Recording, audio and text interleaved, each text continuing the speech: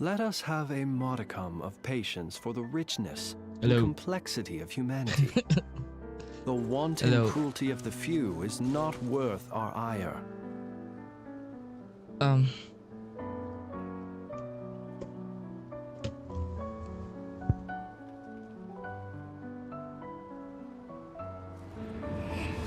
Why?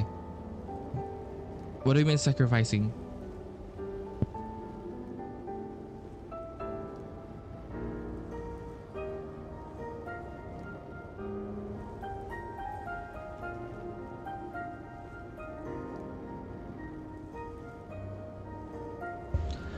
Charge it, bruh. Hello, brother.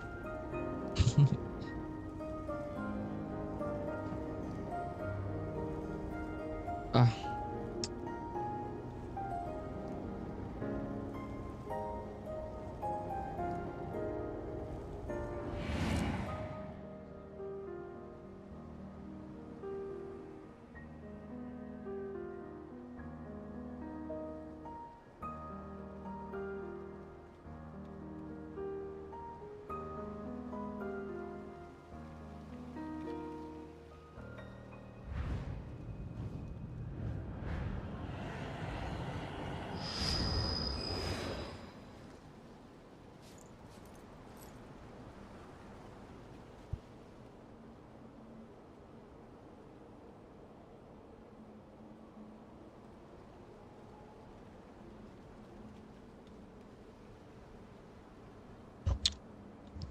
Nice.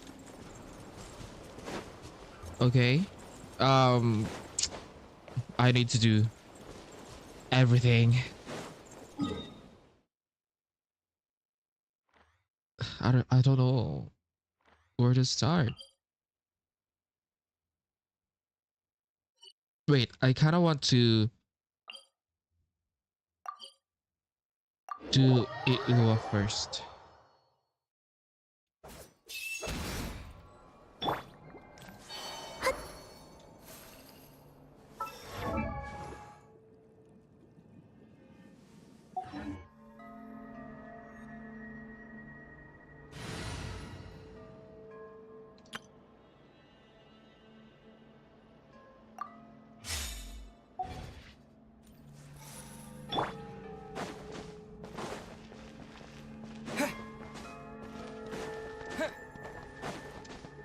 Preparation comes first.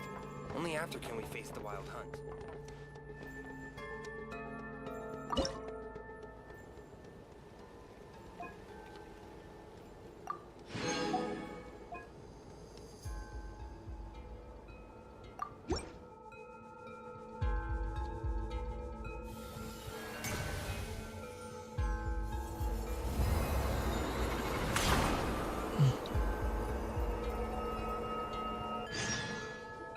Team setups? Oh, it's because I don't do. Mission accomplished. I don't.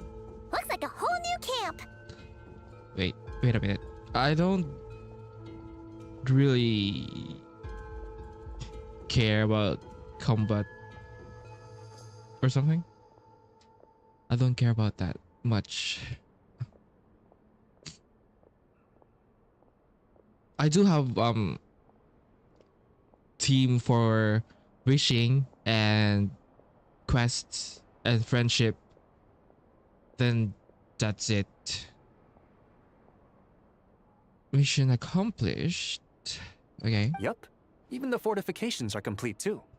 Any attackers, be they monsters or otherwise, will have a hard time overcoming our defenses now. The lighthouse has half a month's worth of fuel supplies. So even in the event of Half a some month. massive wild hunt assault, we should be able to hold out until reinforcements arrive. Thinking far ahead, huh? It always pays to be prepared for the worst, you know? That is true. Either way, guess you can take a bit of a break now that it's all done. Right. And that's why I'll be taking a trip home first. I mean, it's been a while since I've seen my old pops. Home? Oh yeah! Paimon's gotten so used to seeing you here, she almost forgot you're actually from Pyramida. why don't you come along? If you wouldn't mind, I'd like to host you at our place. We've set up a food truck here as per Paimon's suggestion, but cooking at home is more convenient all the same. They come and go, you know, so it's fine if they don't watch the stream. This stream is mostly for world quests and lore readings, because I don't want to edit them and upload them.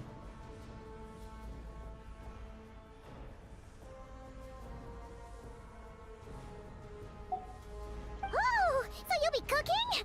Well, you're in luck, cause Paimon never says no to a tasty meal.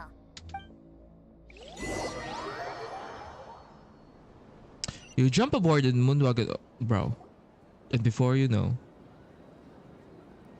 Blackberry crumb cakes, smoked fish steak, berries and fried meat, and Damn. night watch soup. Oh, there's so much here. Almost too much, even for Paimon. I made this according to the amount we'd usually cook for our troops at dinner, so yeah, it might be a bit much for 3. No worries though, just take your time. I'll need to go see my old pops in a bit, so feel free to stay until evening. Didn't realize you were such a talented chef. Well, I did cook for everyone a lot before taking up my current post. It's just that I haven't had the time recently. Yeah, Paimon is that greedy. The people of Pyramida come from every corner of the world, so there's a wide variety of palates to cater for. In other words, it pays to dabble. But since I'm not yet familiar with your preferences, I just made a bit of everything. If there's anything here you particularly like, don't hesitate to say so. If Paimon likes it, so do I. As long as you're making it, I'm a fan. Ooh, okay. There's no need for flattery. If anything, that just makes me want to find the dish you'll like the most even more. Damn, okay. People can say what they want, but the look on someone's face when they eat something they enjoy never lies. As far as I'm concerned, nothing makes me happier than seeing people happy. And whether as a lightkeeper or a chef, I'll do whatever it takes to keep them smiling. That might sound trivial to you, but deep down, that's all I've ever really wanted. Hey, don't undersell yourself. You're doing great as it is. Exactly. There's no way the people around you aren't grateful for what you do. Heck, they'd probably get mad hearing you talk yourself down like that. Besides, they'd have to get in line behind the 2 of us. Thank you. All right, I'll refrain from saying anything else unrelated to dinner. Please, enjoy your meal. That's it? Okay.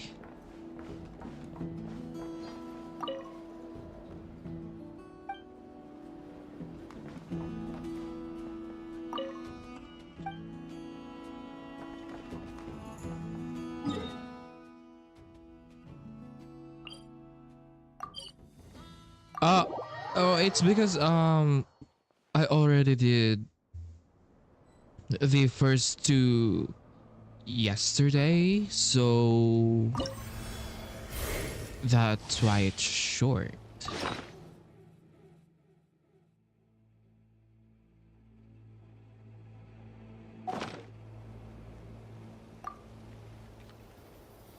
Okay, I'm gonna claim that later.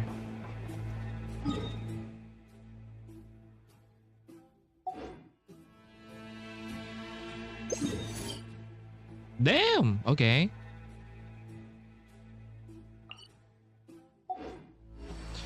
Then I wanna do this world quest.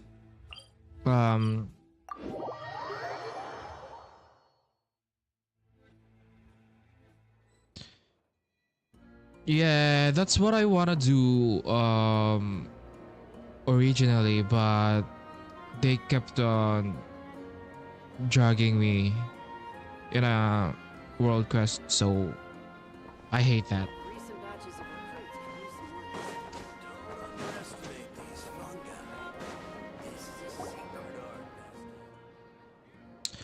Hello, hello, hello, hello.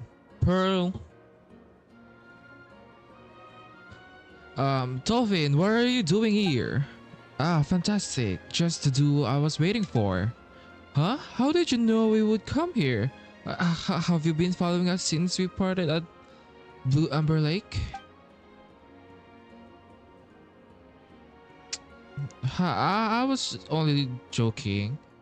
I came back to visit my parents and just so happened to be running errands here in Pyramida when I spotted the two of you. Paimon sees... Huh? So you have family here? What's strange about that?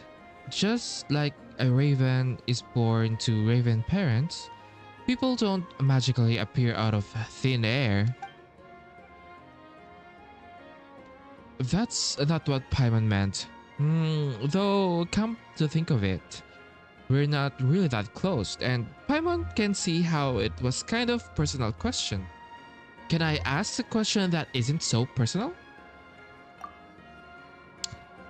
Hello, hello, welcome to the stream. I'm just doing the world quests because I don't wanna upload it and edit it, you know. Good idea, Tolvin knows everyone and everything. He just might have the info we need. You recount the experiences by the rules of the cognoscenti after leaving Blue Amber Lake. We have 4 now. So Tolfin, do you have any idea where the last proof of cognoscenti might be? I do have a few thoughts, however. Seeing as it's a traveler, he'll probably be fine. From everything I've heard about your adventures, I believe he should be able to overcome the trial. There's another trial? Isn't it going to be impossible, isn't it? It is it isn't it? Then why didn't you tell me about it back at Blue Amber Lake?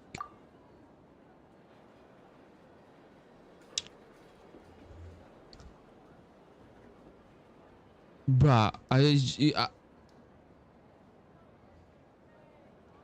you're here last stream, Pearl.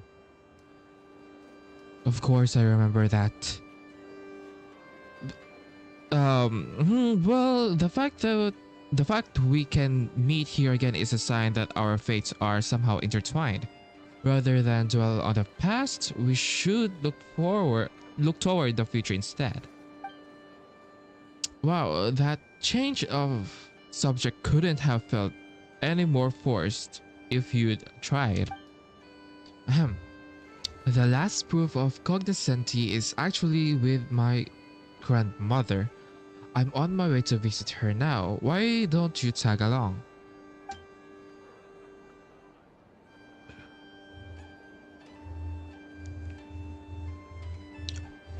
Seriously?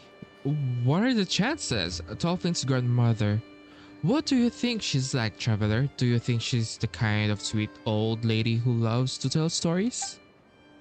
She does tell stories, but never mind. You'll see when you get there.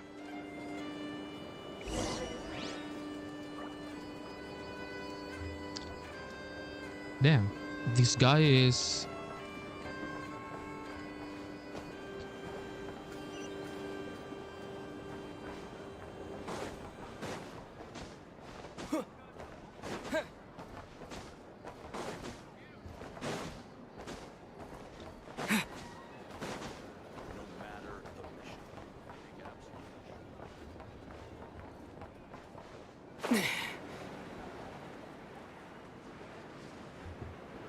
What am I doing again? Oh.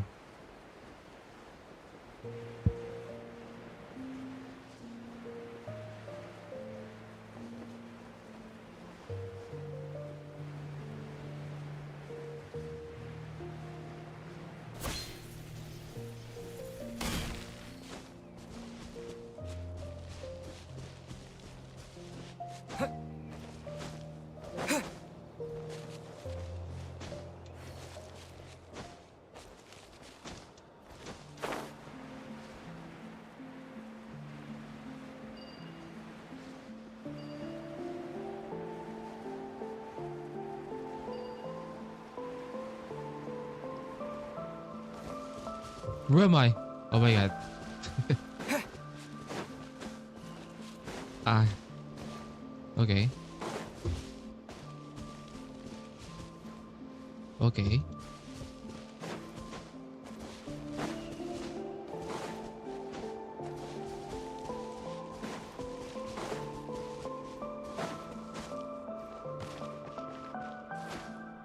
Yeah.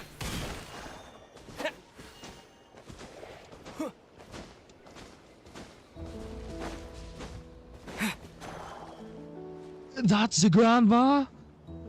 No shot. No way. No way.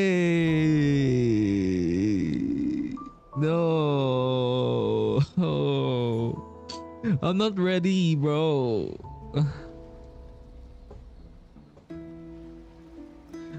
No. Fine.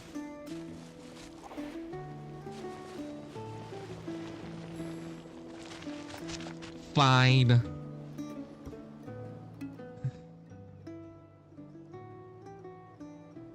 Well, look who's remembered to visit. Did you take care of that matter for me, you little brat? Of course I did. Who would I dare to show my face if I hadn't? This is my grandmother, though I'm sure she'd rather be known as Hiljara, the Black Barrel Hag, than a failed merchant grandmother. She doesn't look anything like Tolfin at all. She's far too serious. I hear that a lot, but at the end of the day, we're family and we're a lot more alike than people think. This is Traveler and this is Paimon. They've already found the other proofs of Cognizanti. Oh, so you've already found the other 4. Well, that takes some real talent, but I'm afraid you're going to have to let me see that talent for myself. There's no way. Seeing as the brat brought you in, I won't make things too hard for you. How about we just trade a few moves? Hold on a second. This something about this doesn't feel right. And what exactly is the problem? If you want to get your hands on the great treasure, you'll naturally need to get past me first. She's a stubborn old bag of bones, but once she sees what you can do, everything will be on the table. Come on, Traveler. It's in your hands now. No, Come man. on then, show me what you've got. Stop. Grandma. Cleanup sequence initiated. A moonlit night for all. Oh. Oh, that is disappointing.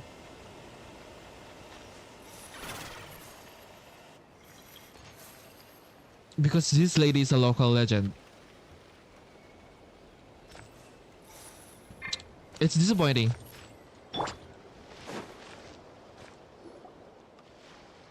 Not bad at all. You do have promise. Here, this is the proof of the Cognizanti you've been seeking, but if you want to claim the great treasure, there's still one final path you'll have to tread. Oh my god, this is the last one. I hope they make that a real artifacts. Not that I'll hold him back, not considering how sharp the little lad is. He's a far more fitting heir to the treasure hoarders than you are, you useless lump. But I'll hold him back, not considering how sharp. Heir to the treasure hoarders? Me?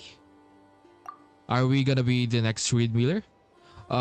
So Granny is a treasure hoarder and Tolfin Yuzu? I guess you could say that. Paimon never would have guessed. You don't look like a treasure hoarder. Don't tell Paimon you knew about this all along, traveler. Ah, yes. We're stereotyping people here in Genshin. I figured it out pretty quickly. I swear I had no idea. I swear. Yeah, I mean, it's obvious. Don't tell me you didn't explain it to them. Were you really planning to deliver the great treasure to a couple of know-nothings who couldn't tell a treasure hoarder if they introduced themselves and brought them to their grandmother? They've shown they have what it takes to gather the proofs of cognoscency. And they handled your challenge just fine. In fact, weren't you praising them just now? You little... Alright. Don't give yourself a heart attack. I'll explain everything to them right now. I'll see to it that Traveler is willing to be the treasure hoarder's heir, exactly as you wanted. You wanna play Genshin?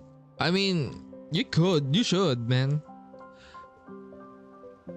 Play it, man. And do you really think you can make all of that clear to them lickety split?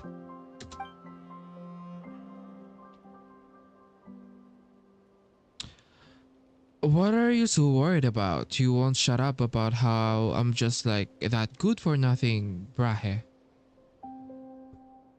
At least I inherited his gift of smooth talking, didn't I? It often leads you to the quiet corner to talk. So what's really going on here? All we heard is that if we collect all 5 proofs of cognoscency, we can find the great treasure hidden east of the moon, west of the sun.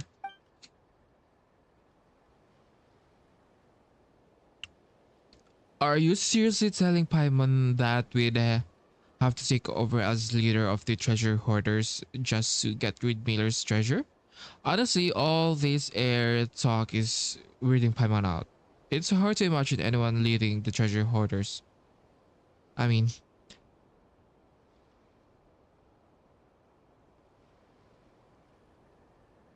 Bruh. Just, you can explore, I don't know, do the end games, Spiral Abyss.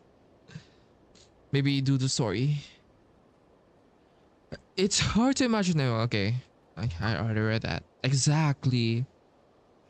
There are people who call themselves treasure hoarders in every corner of the vat these days, and that's where the problem lies. Wait.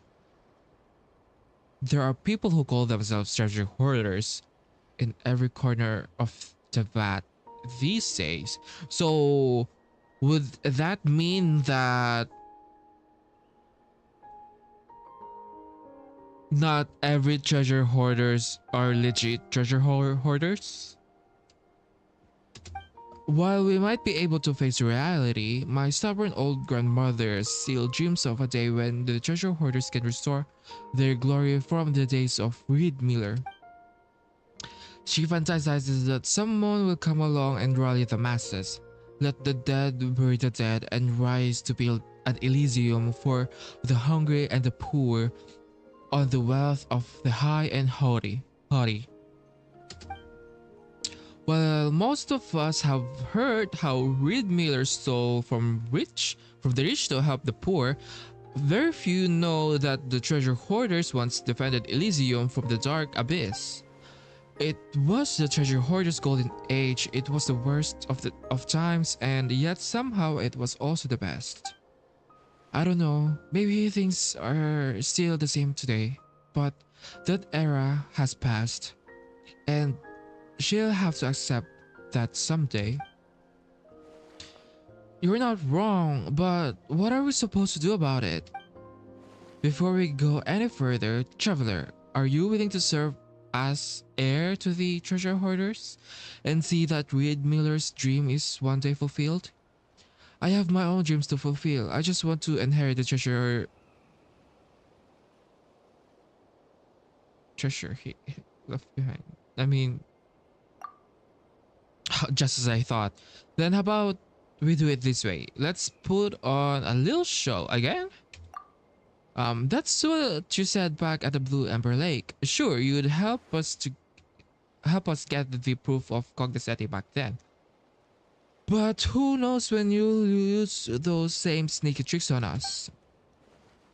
Why would I do anything to thwart you when we're already such good friends?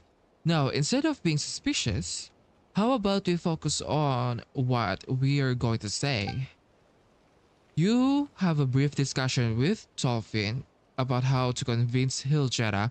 According to Tolfin, simply mentioning the name Avrilian should be enough to gain her trust.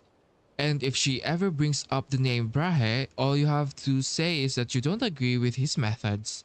As for who these people actually are, Dolphin says it's a long story and promises to explain everything in detail when he gets a chance. Brahe is Reed Miller, I think, and Avrilian. So what are you gonna say, Lil? Are you in? I will fulfill Avrilian's dream. Good. That's the spirit. If it weren't for the little brats acting just like that good-for-nothing Brahe, the proof of cognoscenti wouldn't have been scattered and lost for so long. But I thought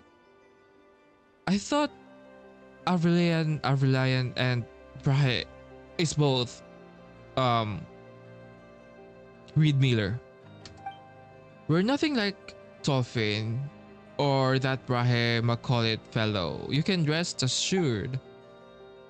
Even I have to admit the Traveler is the most suitable candidate to inherit the great treasure. Then it's settled. All that's left is for you to retrieve the great treasure. At the treasure site, you'll likely run into a few tricks left behind by that good-for-nothing. I'm sure you'll be able to handle anything he came up with. Paimon still has no idea where east to the moon, west to the sun could be.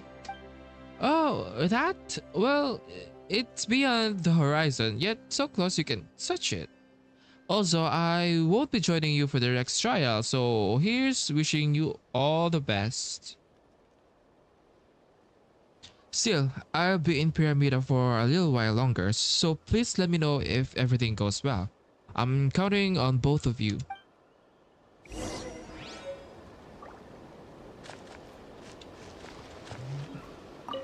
Hurry, retrieve the great treasure.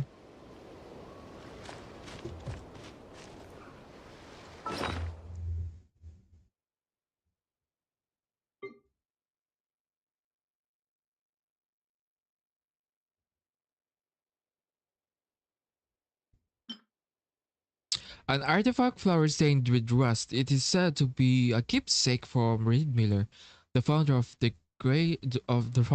Treasure Hoarders. Memorata Cognoscenti's chest.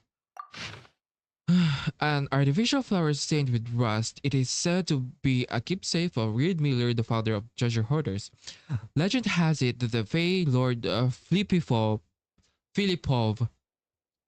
who was deeply trusted by the White Emperor, once said that all living desired to be deceived. From the nobles who make such sacrifices, enduring lavish extravagance on the people's behalf, to the peasant who suffered from hunger and cold, all tended to believe the narratives that would spare them from facing the truth. In some ways, therefore, hope is nothing more than despair, trick, a sweet venom that dulls the pain. According to the tales that circulate in Nasha Town today, the Master Thief was the world's most skilled trickster. Amidst countless legends, caught betwixt truth and falsehood, their greatest anecdotes are always laced with lies. He outwitted the most elite guards in the Northern Realm with a fake medallion and emptied the governor's palace, and later, disguised as a special envoy of the Tsars on a uh, secret inspection. He squeezed the entire treasury out of a Viscount Spekin for his hospitality. In the popular comedy A Family of Noblemen, the gentleman Porphyry, staged by Kolovsky troupe, the master thief, in one of his fleeting appearances, posed before the nobles as holy fool who could hear the spirits. Pretending to listen to their confessions, he weaved their dirty secrets into ballads, telling the bards to spread them from tavern to streets so that the weary commoners might have something to laugh out loud about. Before these enchanting substantiated anecdotes became a public spectacle, the master thief who never lied gave his partner, who was also of silver blood, a simple vow. He promised to never put himself in danger and I never break his word. Don't worry for me, Alia. Do not weep for a future that has yet to arrive. You know you have your doubts about my friend, but please trust my plan for now. Do not worry about me, Alia. If I am indeed the prophesied ruler of Elysium, the no fate of this world can tear me from the brethren I hold dear. Um, those were the last words of the first Master Thief, left for posterity. If only the girl who accompanied him could have been like her little twin sister. Watching the silver thread come to its end, that moment would surely. Time, however, is ruthless to all. Even that regret would become an old memory from time before the Master Thief ascended. To his best friend's great remorse, the guillotine steps, and before the young woman who usurped his name hid her face behind mask. Laugh at their fearful lies, brethren, for they cannot kill Reed Miller's the Master Thief. They have but murdered a single crow. But with tomorrow's light, a murder of crows shall rise to be my back. As a lore skipper, I could never read all. I mean, I just started reading it recently about the lore, but I know the lore from the very beginning. I just don't read books, from the start. I like reading, but I don't have time. So apparently, I think what happened is when Reed Miller died, when he was executed. What happened is Alia took the mask and pretend to be Reed Miller so that they could trick the people. That's what I understand about this. Anyway, Devocina Cognoscensis Sorrow. A timepiece long since stopped. It is said to be a keepsake from Reed Miller, the founder of the Treasure Hoarders. Okay, Devocina Cognoscensis of Sorrow. Keepsake from the Reed Miller, the founder of Treasure Hoarders. Okay. In the end, all fervent, noble, and feudal dreams will dissolve like tears, like the countless fantasies born in the past disappearing with the piercing cold wind. Whether born of true good intentions or the self-indulgent romantic fantasies, all paths lead to the same end. No one can escape a reality that falls short of their dreams, leaving their story to be edited by others. The prophesied ruler who never came to rule did not live to witness his Elysium, a place where all sorrows were swept away. His borderless dreams of world had become a thing for bandits to make sport of. The usurper who never became the sacred heir could not break the chains binding kin. Um, Leaving behind a maid herself now left with nothing, to sing evening prayers in mourning beneath the nightingale's tower. The governor's adopted son, who never became a master thief, failed to save the life of the one he loved, and instead stole the false name of a forgotten commoner, pretending to be a hero who now posed no threat. But what did it matter? The world she longed for was simply one where everyone could laugh as they willed, even if it was all insubstantial, ludicrous falsehood. It was still proof that their dreams had come true. A fake is not worthless, just like these tokens you found. Even though they are but my counterfeit work and not echoes surging within ley lines, they can still guide you to our great treasure. Since grandiose histories will only record the stories of the noble, let me inscribe the names of the lowly in the way taught by she who heralds the new moon. As the one I love but cannot possess once scolded, I have no profound thoughts.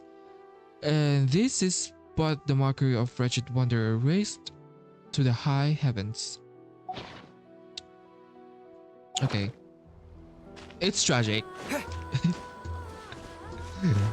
That's what it's all about. It's a tragic story. Wait, where's Dolphin?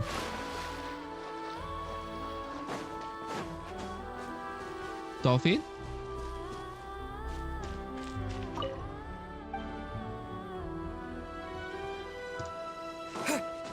He disappeared.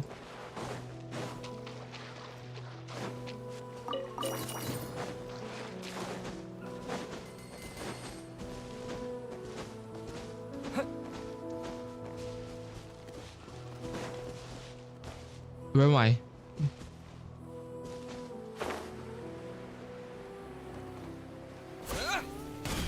I mean, it is a tragic story. Whoa, the weasel thief. Okay.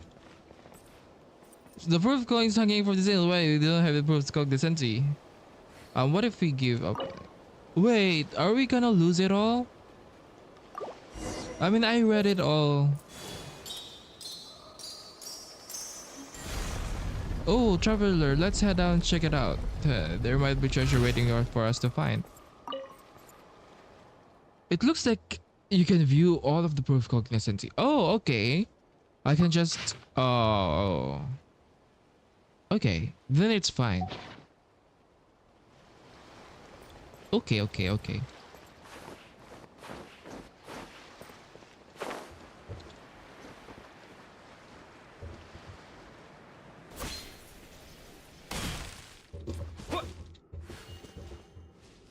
Where am I? Find a way to open the door and leave. Girl, we just got here.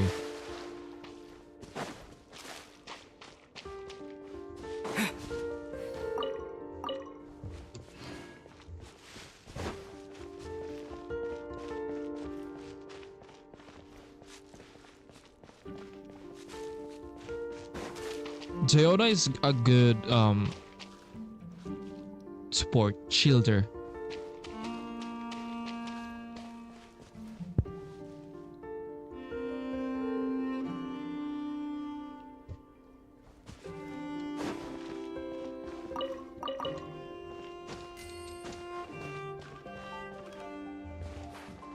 Why'd you run?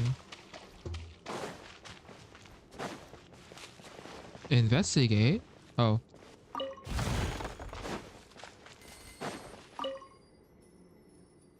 Gold is noble and silver bright, but which metal would truly please the iron-faced gatekeeper's sight? As the saying goes, like coal coats to like, so perhaps the answer is already cut and dried. I don't fucking know. I don't know. I don't know. A line of tiny text is written in the corner of the notice. Easy to miss if one isn't paying attention. And if all else fails, winning by brute force still makes you the hero. I mean, that's another way. Paimon can make... Okay, hold on. Oh look, 3 keys. Wait, so which one was opened the door? Wasn't there some kind of hint on that? Oh, okay. Okay, I need to use my brain here. Gold is noble and silver bright, but which metal would truly please the iron-faced gatekeepers aside? As saying goes, like goes to like. So perhaps the answer is already cut and dried. Okay, let me see.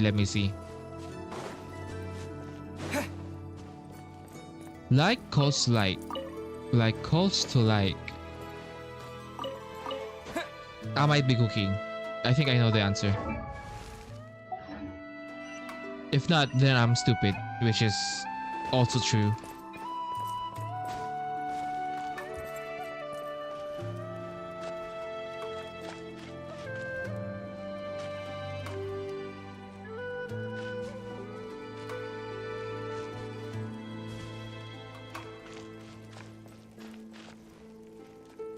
Bro, this is bronze though. Am I stupid?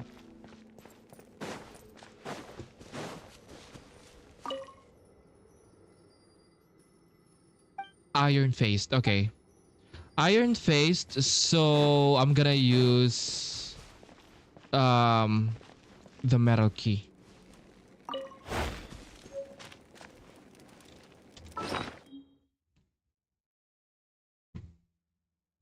Can I get the other keys? I assume. Plain iron key, one of the most ordinary and easy to find keys around. Is it pick up? Oh, I can pick all of them. I mean, I'm gonna read them all.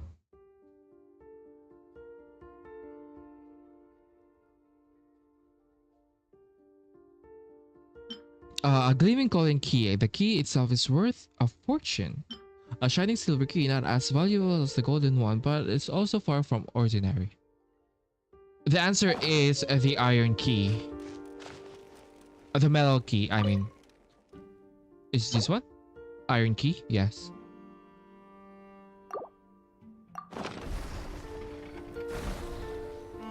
Well, it's almost like the iron coin. Not quite. Let's keep it up. But the iron doesn't match.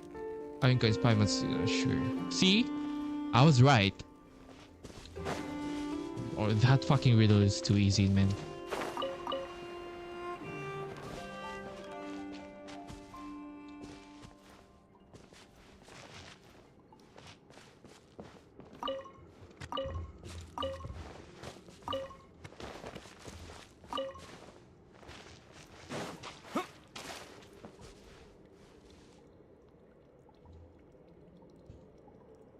What? A deck of explosive viral, bruh. What?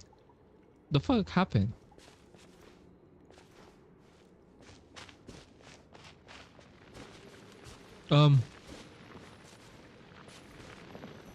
It exploded.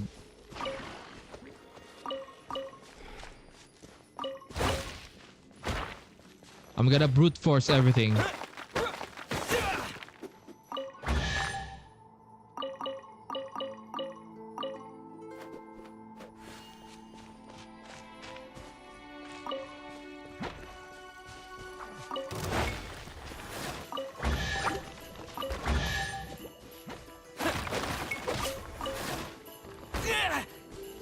Stop! Get some help.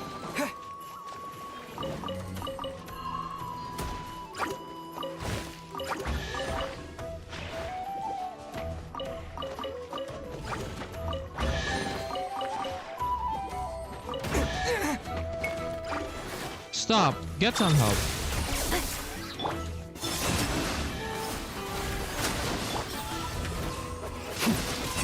fear the dark. Where am I?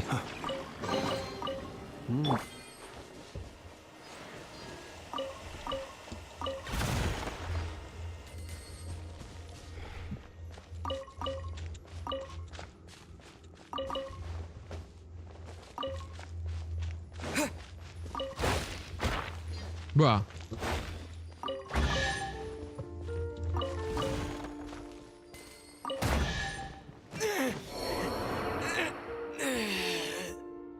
I hate this. Oh, I'm back. A reward on the road.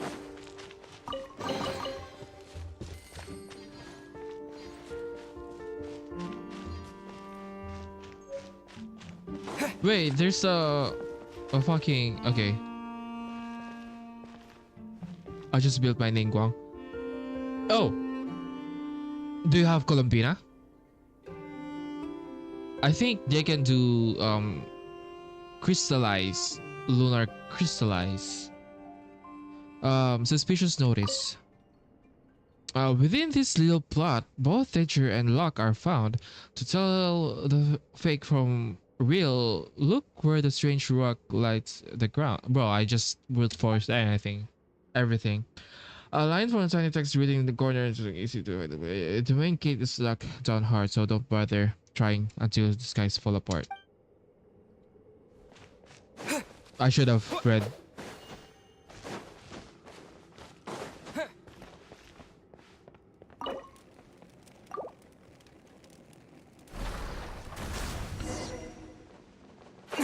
Oh, no way, it's a trap.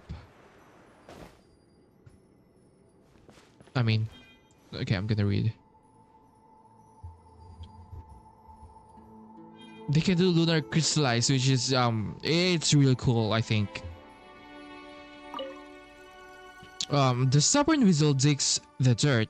It's hurried from unseen. The key is given darkly where the moving shadows screen. Let clanging iron coins fall and halt right at its feet. A forceful claim may yet yield a bounty sweet. A line of tiny text is written in the corner of the notice. Easy to miss if one isn't paying attention. The little ones have picky taste, so use what they like to tease out their trace.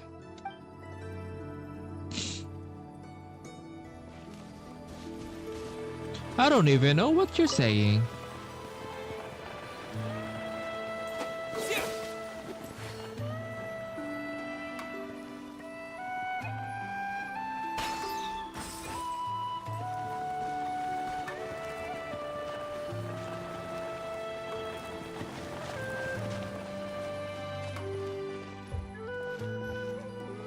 Wait. That's not the answer though. The stubborn weasel digs the dirt, the keys given dark. The moving shadow screen. Clanging iron coins fall.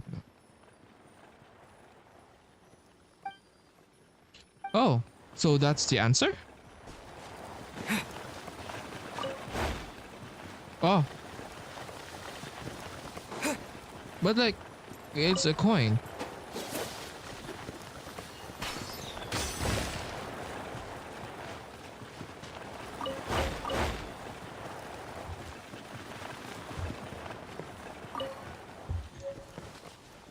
Oh. Wait.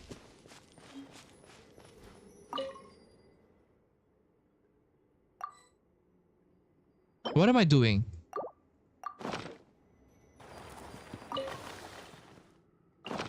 Oh.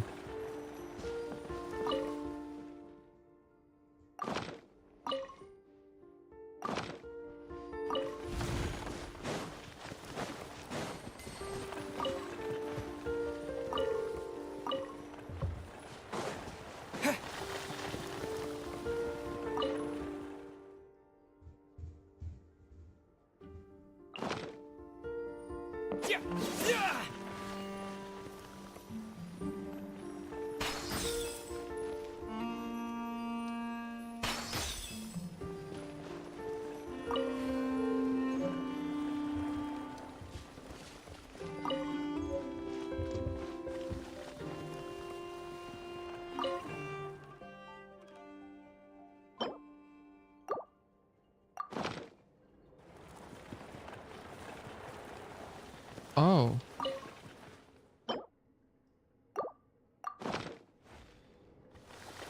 Actually, what's the key?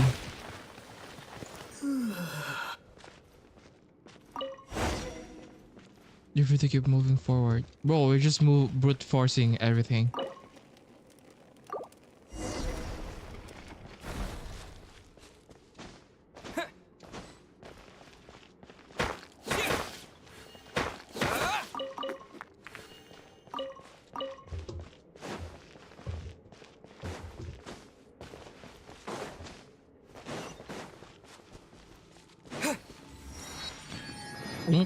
Whoa, so shiny, traveler, we're gonna be rich. We don't.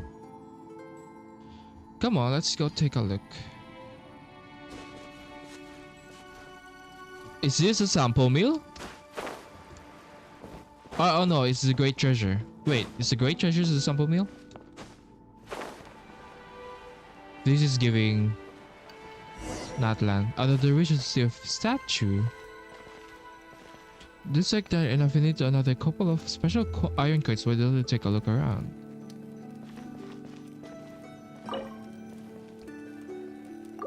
Three.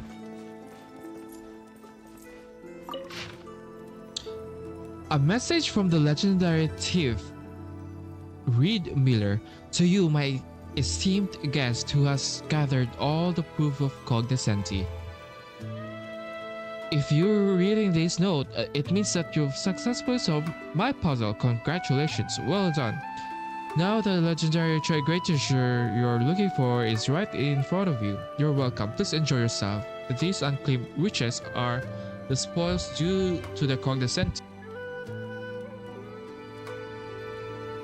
However, as the founder of the treasure hoarders, I would like to give you one more piece of advice. No matter who you are, exposing mountains of wealth to the light of day, flaunting it in pursuit of glory and vanity, thereby attracting the envy of covetous people of countless onlookers. It is not a wise move. Please take these treasures, which belong to you alone, away quietly, then remove this note and pretend you've never found anything. That people believe that the proof of cognoscenti still lies scattered across every corner of this continent, waiting to be gathered by those fortunate few chosen by fate. Let the story continue to circulate. Let those who dream of sudden riches continue their hard work. This way, the wealth you've obtained after countless trials will sit much more safely in your hands. So, where else the more? Where's all the more? It's a bunch of iron coins.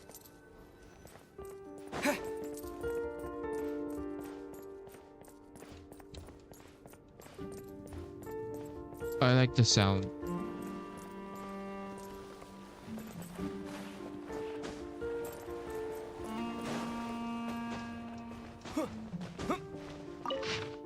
Brian's notes. I've never imagined that someone would find the treasure vaults just 3 weeks after I set it up. What surprised me even more was that I actually recognized the person. I've never thought I'd run into him here. Dmitry Dubrovich Sokhotin, trusted aide of the Grand Duke Filipov, third-class military officer, chief instructor of the Sergian Royal Military Academy. If I remember correctly, he was promoted to this position the year Aurelian enrolled, occupying said cushy, lucrative position until the Canrian disaster. He would even host foreign dignitaries occasionally, such as the commander-in-chief of Fontaine's Great White Armada, the Grand Master of Monsad's Knight of Favonius. In short, he was a real show-off.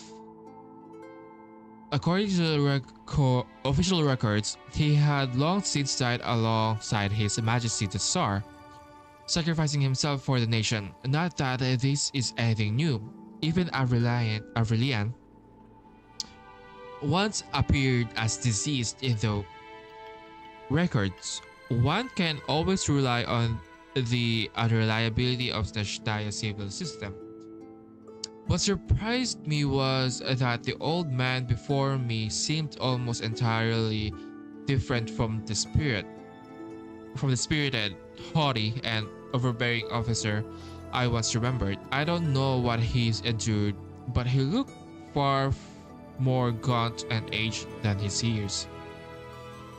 The moment he saw, his first instinct was to draw his sword and strike. Luckily, I reacted in time, parrying his blade with a brilliant gauntlet and shouting his name. He froze for a moment, muttering incoherently for a while. It was as if he hadn't used human speech in ages. Finally, he forced out his first phrase, asking who I was. I spent a long time talking with an old man. He said he no longer remembered me, but he remembered my father's name. Of course, he'd abandoned his own noble title and name long ago, choosing instead to spend the rest of his life protecting the children of the borderlands. Those homeless children wandering through wastelands. At first, I thought he built a shelter. I didn't realize the children had never even seen him. He slew the wicked villains who sought to harm them out of their sight. As for why he did it, what truly happened in Canria, okay, and how he ended up in Nordcry, he refused to say. Naturally, I didn't press further.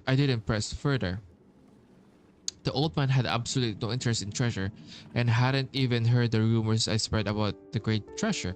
He simply felt that something was off about its place, suspected it was a slaver's camp, and following his instinct, stormed in with the intention of taking me out on the spot. After I finished explaining the thought process behind the treasure vault, the old man fell silent for a moment. He said that if a student had proposed such a ridiculous scheme back when he was a chief instructor, he would have thrown it straight back and ordered them to start over. As for now, he didn't finish speaking, simply living in silence.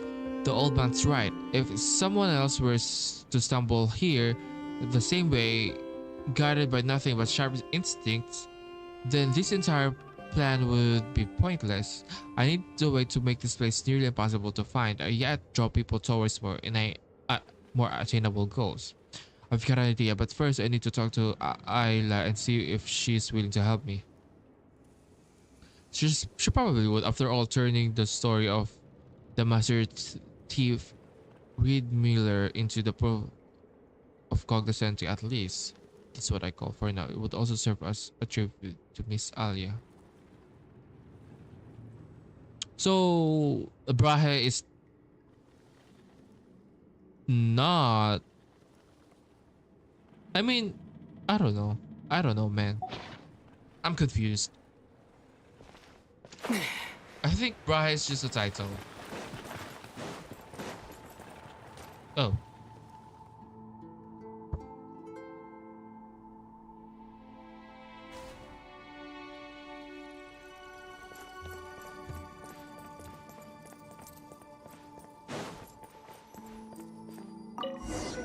Whoa, so it was hiding here all along.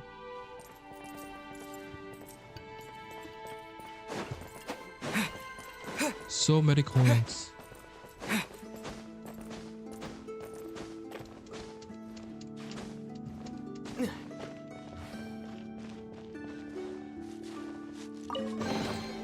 I'll keep this close.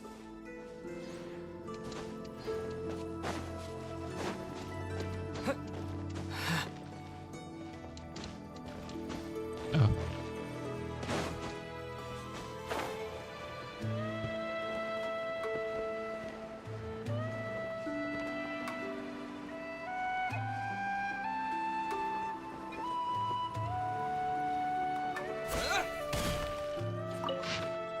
Bryce notes 1. Okay, the arrangement of the treasure vault is pretty much complete without the help of these little wizard's friends. I have no idea how to transport so many iron coins here without anyone noticing. So to commemorate their service and hard work, I'll call these little critters relatives and grant them the title of official treasure hoarders from now on. Just kidding. If Miss Alia knew in the afterlife that I was giving wild weasels such absurd names, she'd probably jump right out of the pillar of Embla and beat me up. There's no way I can call them that unless, of course, I were to write poetry in the future and fail to come up with any other name, or if no other name would make the rhythm and meter work. I have to say, Father had a real eye for hiding secret funds. This place is so well concealed that not only would it be unlikely for anyone to stumble upon it, even wild weasels would have a hard time squeezing in here without guidance. So it's such a pity that his foresight has only ever extended so far. Even when Rotwang used him up to the hilt, he'd never harbored the slightest suspicion. Ultimately, the secret funds he hid here back then were only stolen because of those old geezers, Arvelian and Sylvester, came snooping around and coaxed the words out of me. By Her Majesty the Tsaritsa, I was only 5 years old. Two young men playing good cop and bad cop, using both carrot and stick to get a 5-year-old to talk. What normal human could come up with that? Actually, forget humans. What normal fae, Jean, Sigly, Spectre, Lockfolk, Phantasm, or whatever creature would even think of this? Sacred heirs of the Frostmoon Science, indeed. What rotten immoral behavior. Father chewed me out for 3 days afterwards, and even the Petrichor vacation I'd been promised got washed out. That said, that place got washed out later too. No. No. What's more infuriating is that when I brought this up to Sylvester a while ago, he actually claimed he couldn't recall how he'd deceived me back then. Just that Aurelian claimed to want the children to lead better lives. I completely understand their thought and actions. Return all the wealth the father had plundered to those poor children. It was the right thing to do, but really, did they have to make it through me? Was I really the sole avenue through which a breakthrough could have been made, gentlemen? Besides, Sylvester probably doesn't know this. The secret funds they stole, pretending to be chivalrous outlaws who robbed the rich to help the poor, were back in father's coffers in less than 3 days, several times the original amount extorted from other sources. Those self-important profiteers can always rake in wealth without lifting a finger, while the venal sycophants who surround them twist into the proof of their master's innate diligence and wisdom. No one could become that rich otherwise. Surely, the game of robbing the rich to feed the poor only adds weight to the shackles of the impoverished. As Miss Alia's terrifyingly gloomy sister was told me, no matter how pure the water of goodwill, if it falls on soil poisoned with malice, seeds of evil are the only things that will grow. Aurelian probably realized this eventually, but his Elysium, no matter how firmly he believed it existed on Earth, remained much too far from those truly suffering in poverty. After all, how can someone who has never known a moment of kindness, someone constantly insulted and harmed, be expected to believe they should love their neighbors or even their enemies?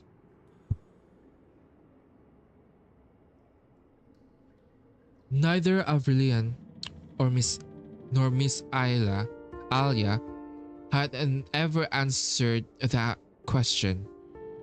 They were both kind people who imagined people to be better than they really were, believing that virtues and ideals could overcome the evil bred by circumstance. Unfortunately, I am just a selfish nobleman, and I lack their kindness. I suspect Aurelian felt the same. After all, in his eyes, there has probably only ever been one truly kind noble in this world. The things I've witnessed leave me unable to hold such idealistic confidence in human nature. I've barely been a decade since Miss Alia's sacrifice, and those bandits who scattered like fragmented birds and beasts have already begun brazenly misusing Aurelian's words to justify their atrocities um, against the innocent. Whether it's wandering merchants barely scraping by or overworked laborers starving for their next meal, anyone could be branded a lackey of princess, or a traitor who betrays his brothers and neighbors, and therefore ripe for their noble robbery. Those who came before overcome evil with noble ideals. Now the bandits who claim to be their successor wave the same banner, declaring that anyone who opposes them is an enemy of those noble ideals, thus embodying the very evil that was once defeated. I can send the bandits who committed atrocities in the name of Reed Miller and oppressed the laboring poor to the Eye of Krati, where they'll sleep with the fishes for good. In fact, I have already done so, but what about after I die? Who can guarantee that those once noble ideals won't be twisted into crimes even I can't imagine? Al-Ahmar could not guarantee it. Irenaeus could not guarantee it. Chibalanque could not guarantee it. The noble lords of Mondstadt are historically afraid to guarantee it, nor can the Frostmourne Science guarantee it. And some so-called master thief Reed Miller will surely fail to guarantee it. Evil comes from humanity as naturally as honey from a hive. I'm neither Arvelian, nor Sylvester, nor Miss Isla, who enchants me so. I cannot place all my hope in human nature the way they did. I don't want the name of Master Thief Reed Miller to fade into history forgotten by all. What's more, I don't want that name and ideals it once stood for to be twisted by future villains and reviled by public. Hence, there's only one solution I can think of. Let these so-called ideals be buried by history. Let us smother them beneath countless contradictory, absurd, laughable yet irresistible stories until every trace of meaning is worn away and only sweeping legend remains. This way, anyone who commits evil in our name will never be mistaken for a serious idealist. Rather, they shall be dismissed as childish dreamers drunk on romantic tales. Greed always outlasts ideals.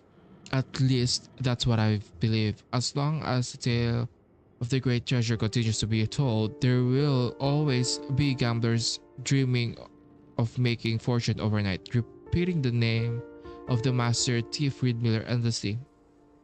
Better a harmless name, one that lets the poor laugh from the heart, one that gives them a little more courage to face tomorrow, than a banner that villains would seek to claim.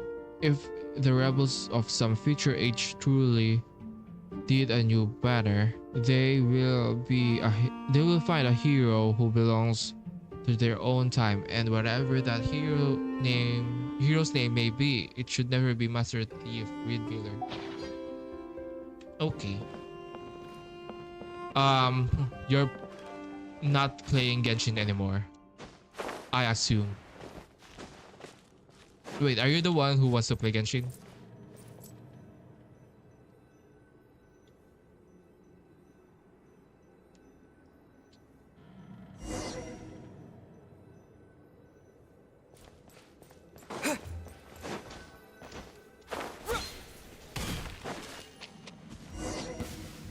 Yeah, damn it. Preparing for dust up. Close your eyes. Radiant Lunapod guard of the lost treasure.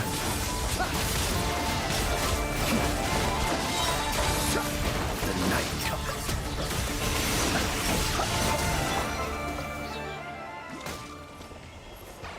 Mashed potato sounds good. Or hash browns.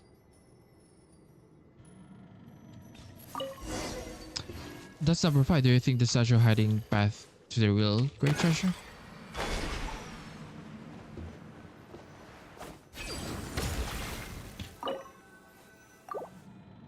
Or baked potatoes? Ooh, what's happening?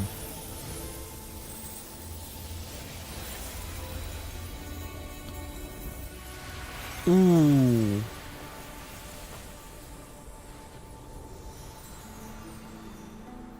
Okay. Okay, whoa, there's a ship under there, so that's weird. The what treasure? Who cares? Secret treasure could be aboard. Comes. It's been skating 5 months.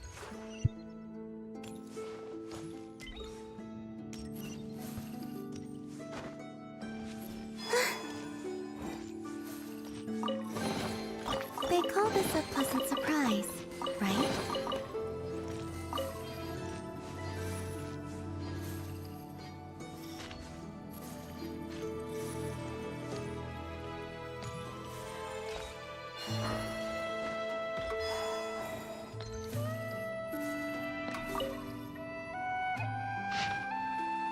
Oh, this is the third. Rumors about proof of cognoscency have been spread. Once people know that a key exists, they won't go out of their way to find alternative means of entry. All I have to do now is fabricate a few tales of treasure hunters who tried to take shortcuts but came up empty-handed. Then spread them under the names of Brahe the Bard and Grand Duke Trubetskoy. That should be more than enough to convince future generations of the necessity of seeking the proof of cognoscency. Like his greedy father, the Grand Duke Trubetskoy heard rumors of the treasure and schemed to seize even the gifts the Master Chief had left for the poor. And what magnificent treasure it was, more splendid than gold of Hisi, more dazzling than the silver of Kitstrograd. Even the flesh and blood of the Lord of Geo could scarcely measure its worth. Such was the vast hoard of iron coins that the Master Chief left behind. Wealth enough is to shake the very economy of the northern lands. Wait, that's not right. If I were to list the treasure's contents outright, some people would lose interest. Such was the treasure that the Master Chief left behind. Wealth enough to shake the very economy of the northern lands, even a bard with such a nimble lips and silver tongue as I could scarcely recount it in full. Alright, that'll do. And lastly, I'll spin something about how the Grand Duke Trubetskoy was effortlessly bested by the Master Chief's companion, a beauty known as Wagtail. As long as it's written in a sufficiently dashing manner, I'm sure Miss Alia wouldn't mind. Oh, okay.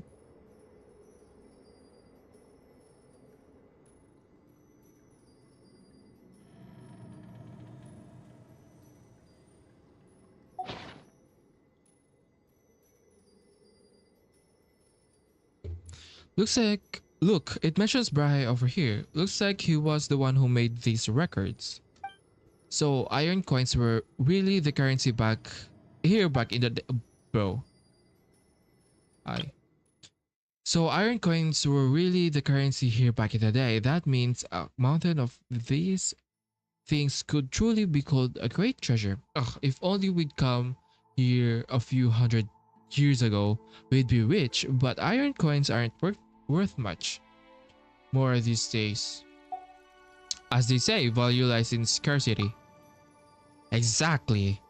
Um, so if we can find this prototype iron coin he wrote about, collectors are sure to go crazy for it. Paimon bets we could get a pretty penny for that one. Too bad we don't know where it's buried. Ugh. Are we really supposed to dig up this whole place ourselves? We'll get a dressing down from the Black Barrel Hag if we don't. Oh yeah, you're right. We mustn't get on the wrong side of her. You might be able to handle her attacks, but Paimon will have to fly far, far away.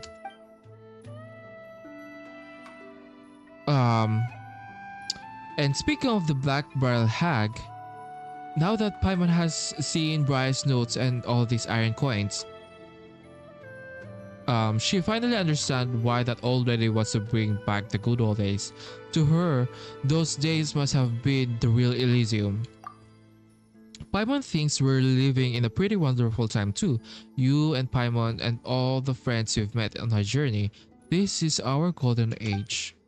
That's probably how Tolfin feels as well. He chose not to share the full history of the treasure hoarders with us because he didn't want us to bear the weight of expectation.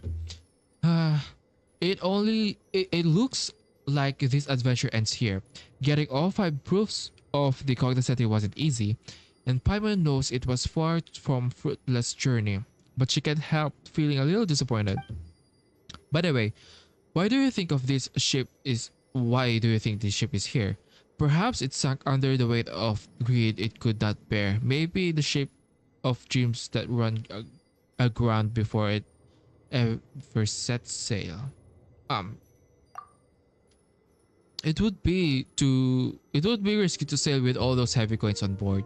Even if they didn't sink, they might get robbed. Oh, but this is a treasure hoarder ship. They're not usually the ones who would need to be scared. That's such a shame. Even though this ship is hundreds of years old, it still looks almost new. Traveling would be so much easier if we had a boat as big as this, don't you think? Bro, we have a wave rider. I'll be the captain and Paimon, you can be the chief mate. Aye aye, Captain Traveler.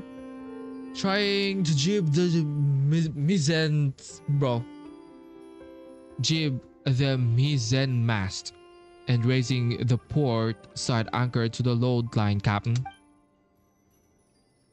Hehe. How convincing is Paimon's chief maidiness? Come on, take the helm and let's set sail.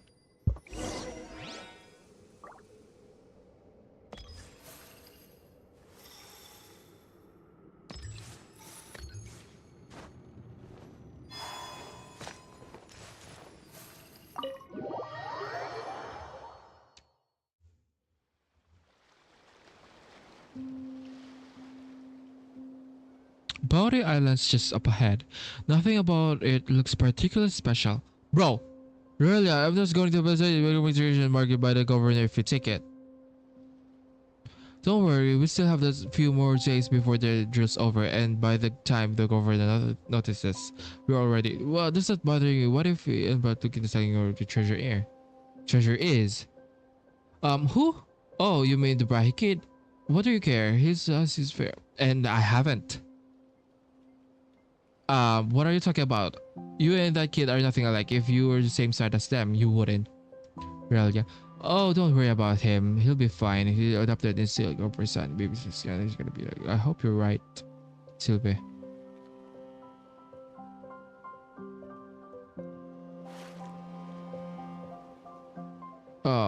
So this is what Bounty Island looks like. I guess it really does live up to its name. Did we stop? Okay, I think we stopped.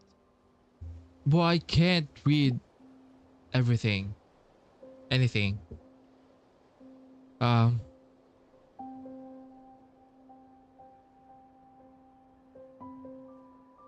You should charge your phone. You know, for emergencies. I don't know why. What are we going to do with the loot? Same as usual? Though, if we're taking it back to Snezhnograd, why not give it to the kids on the streets? I ran into them a few days ago while out on patrol. That kid with the conscious shell struck me as a smart one. They'll know what to do with this treasure. And who best to share it with? Suits me, let's do it your way. But compared to the treasures on display in the governor's palace, these little trinkets are hardly even worth the bother. Um, mm, Even in a backwater like this, those arrogant fools still indulge in their outrageous extravagance. Their shiny facade can't hide the fact that they're already rotten to the core. Have you seen it yet? This place is no different from Snezhnograd. Are we really supposed to fight to protect people like this and protect them from those we have no quarrel with? The unseen, the downtrodden, and despised. I understand your anger, but there's not much we can do. Sylvester, and um, Aurelian. Okay. There's not much we can do right now, but sooner or later, we have to upturn the status quo, and without the corruption root and stem, I must rise to the top by any means necessary. I count myself lucky to have ended up fighting by your side, Sylve, but I often find myself looking back to where I came from. This place, my brothers and sisters remain, where they continue to endure hardships they could never have to bear. Tell me, those innocent souls, were they born to suffer like this? If it's the law that causing their suffering, then I shall rewrite the law, and if it's the corrupt nobles, then I shall purge them from their ranks. One day I'll raise an Elysium that belongs to us on this land, and land that has always belonged to us. I believe in you, Aurelia. I know you can accomplish your dreams. Let's not talk about that now. Even thieves have their code. So I'll leave this behind. That way the governor will know who took his treasure. It's just a pity I won't get to see his reaction myself. Huh. That would be a sight to hold.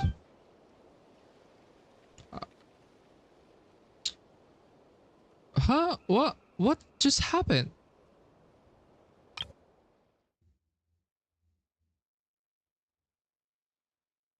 Oh, so this is about the island looks like. I guess it's really the name. As usual though, we were talking about... Okay. Oh, wait, I know this. This is already... Okay.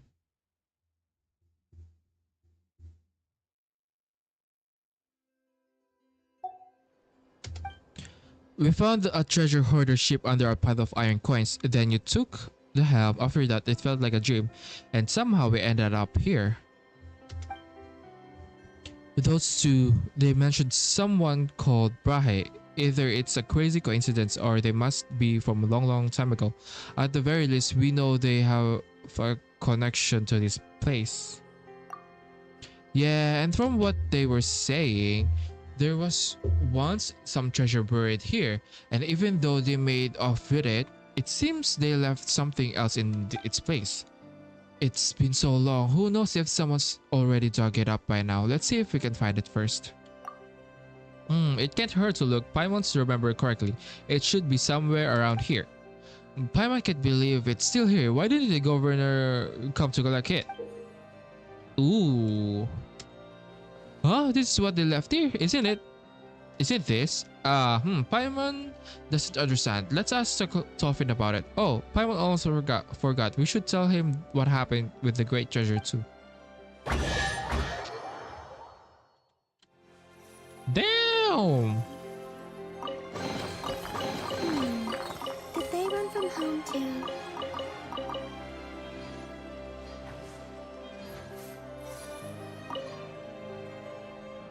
O Raven, King of all birds fell into the nets amidst the thorn bush cunningly unfurled. I stand upon the hazel and the alder high to hear the birds sing for me loudly by. A new moon rises. Oh my god.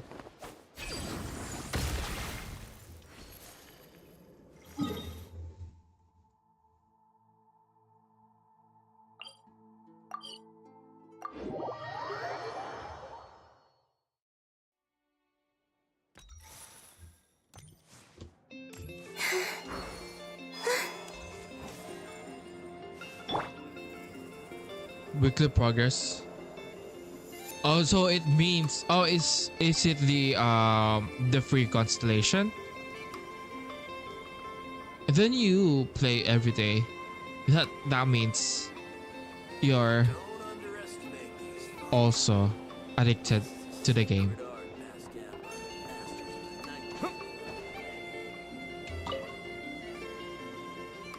Oh, if it isn't the Traveler and Paimon, have you two found the great treasure already? If you mean that pile of old iron coins, well, we left those iron coins exactly where we found them. Well, exactly. They're on top now. Well, actually, they're on top now.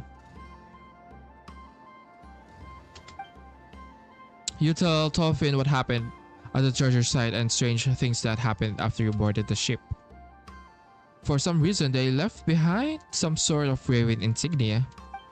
It seems the Earth remembers far more than we could ever imagine. As a storyteller, I can't help but feel humbled by that. After all, human life is fleeting and oral history is prone to errors. Some stories may even be lost forever, yet the Earth's memory no doubt remains true. I think it could only have been Avrilian who left that raven insignia. You may be more familiar with another of his name, Reed Miller. Okay, so Avrilian is Reed Miller. I think Sylvester is the founder of Lightkeepers. Huh? You mean that was the alternative Reed Miller? Paimon would never have guessed by looking at him. From what you described, the things you saw almost certainly happened before the treasure hoarders were even formed. It said that back then he liked to play the role of heroic thief with his military academy buddies, stealing from the rich and helping the poor. In fact, that raven insignia was derived from the family crest of his noble-born academy classmate. But that's all in the past. I shan't bore you with the details. Anyway, seeing as our fates appear to be intertwined, how would you two take this raven insignia as a keepsake? I assume accepting this doesn't actually make me the treasure hoarder's heir. There's no need to worry. Like I said, the golden age of the treasure hoarder is over. However, there's still one slight problem. My stubborn grandmother seems to have taken a liking to you. If she ever asks you for a friendly sparring match, please don't turn her down and don't pull your punches either. Wow, she's so much stronger than a regular old lady. We wouldn't dream of doing anything but pummeling her with everything we've got. Well then, the great treasure buried east of the moon, west of the sun has been claimed by a pair of remarkable adventurers, and this performance too has come to its close. Allow me to play you a tune to express my wish, and every step of your journey be filled with mystery, and every path may bring you jubilation.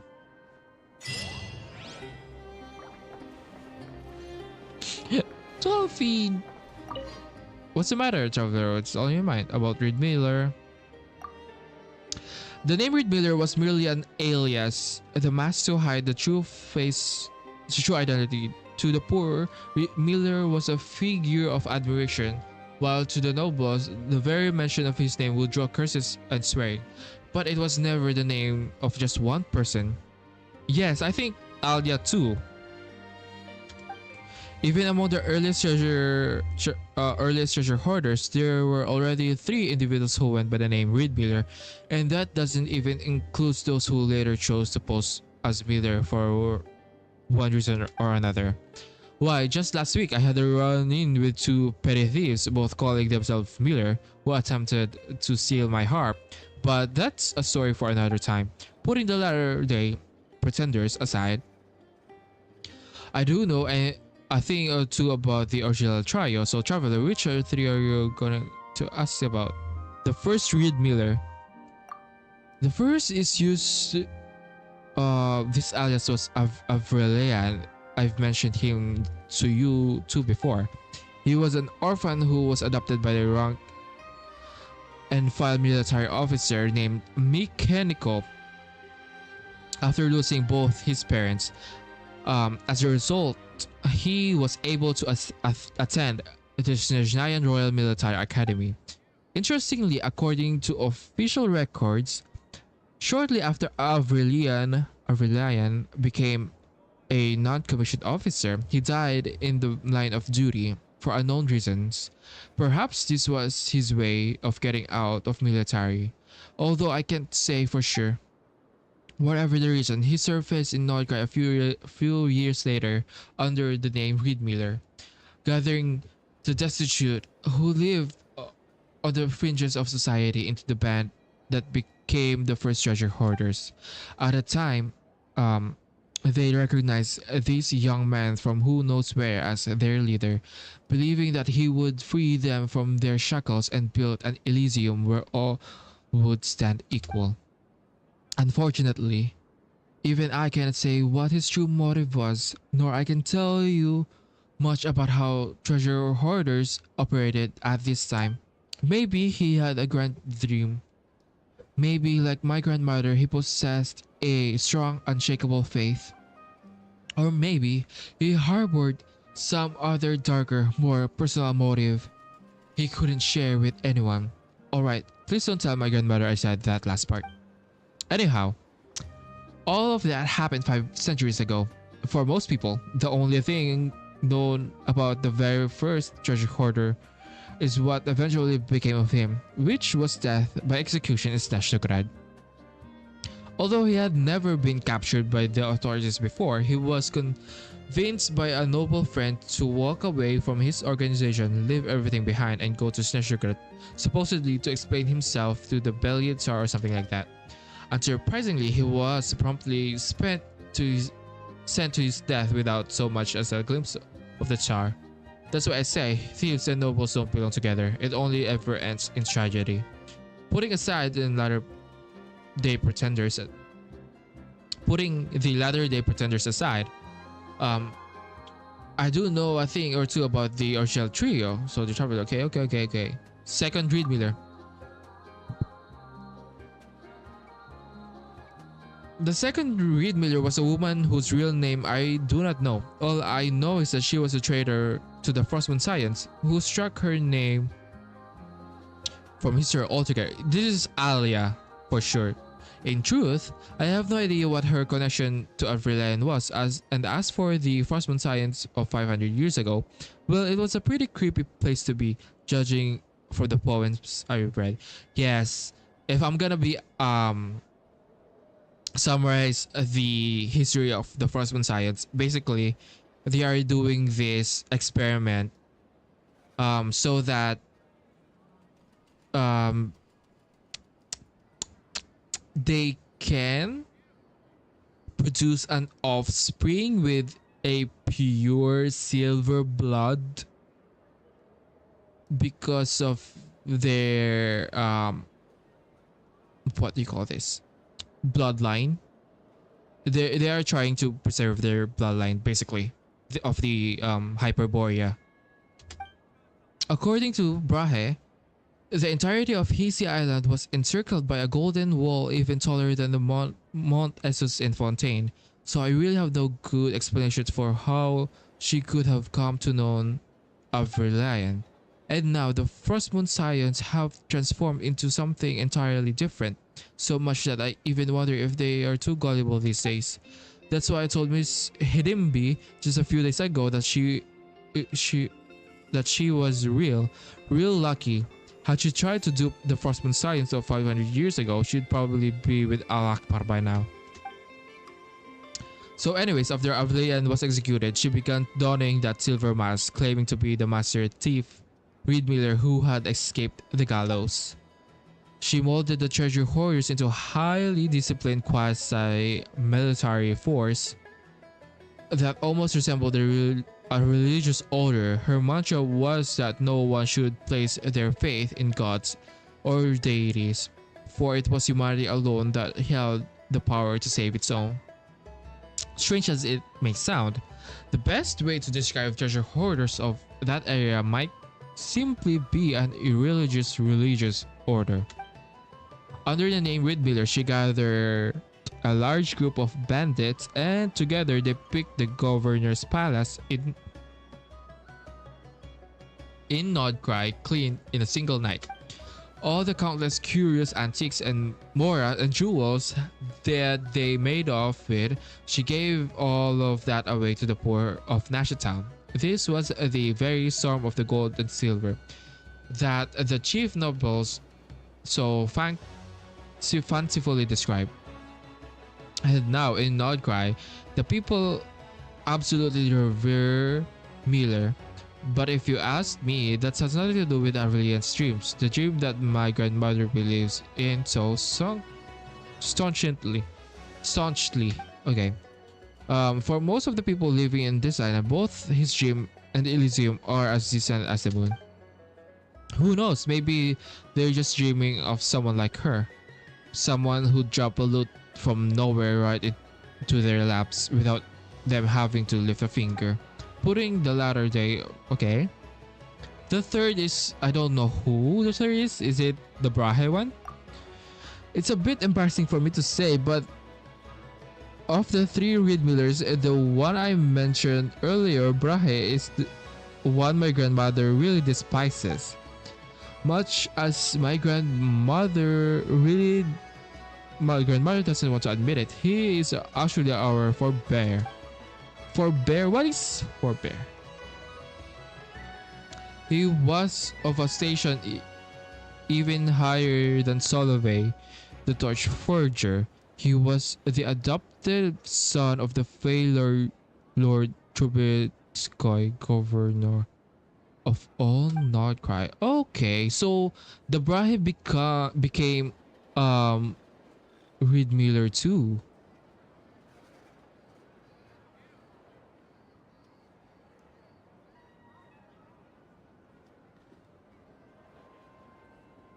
Oh.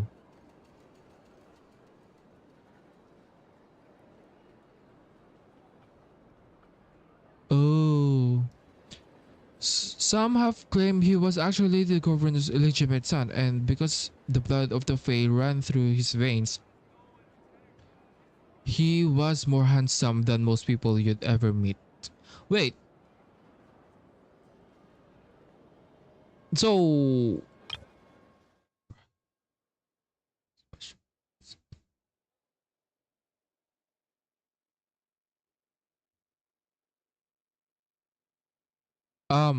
I was just thinking, if this Brahe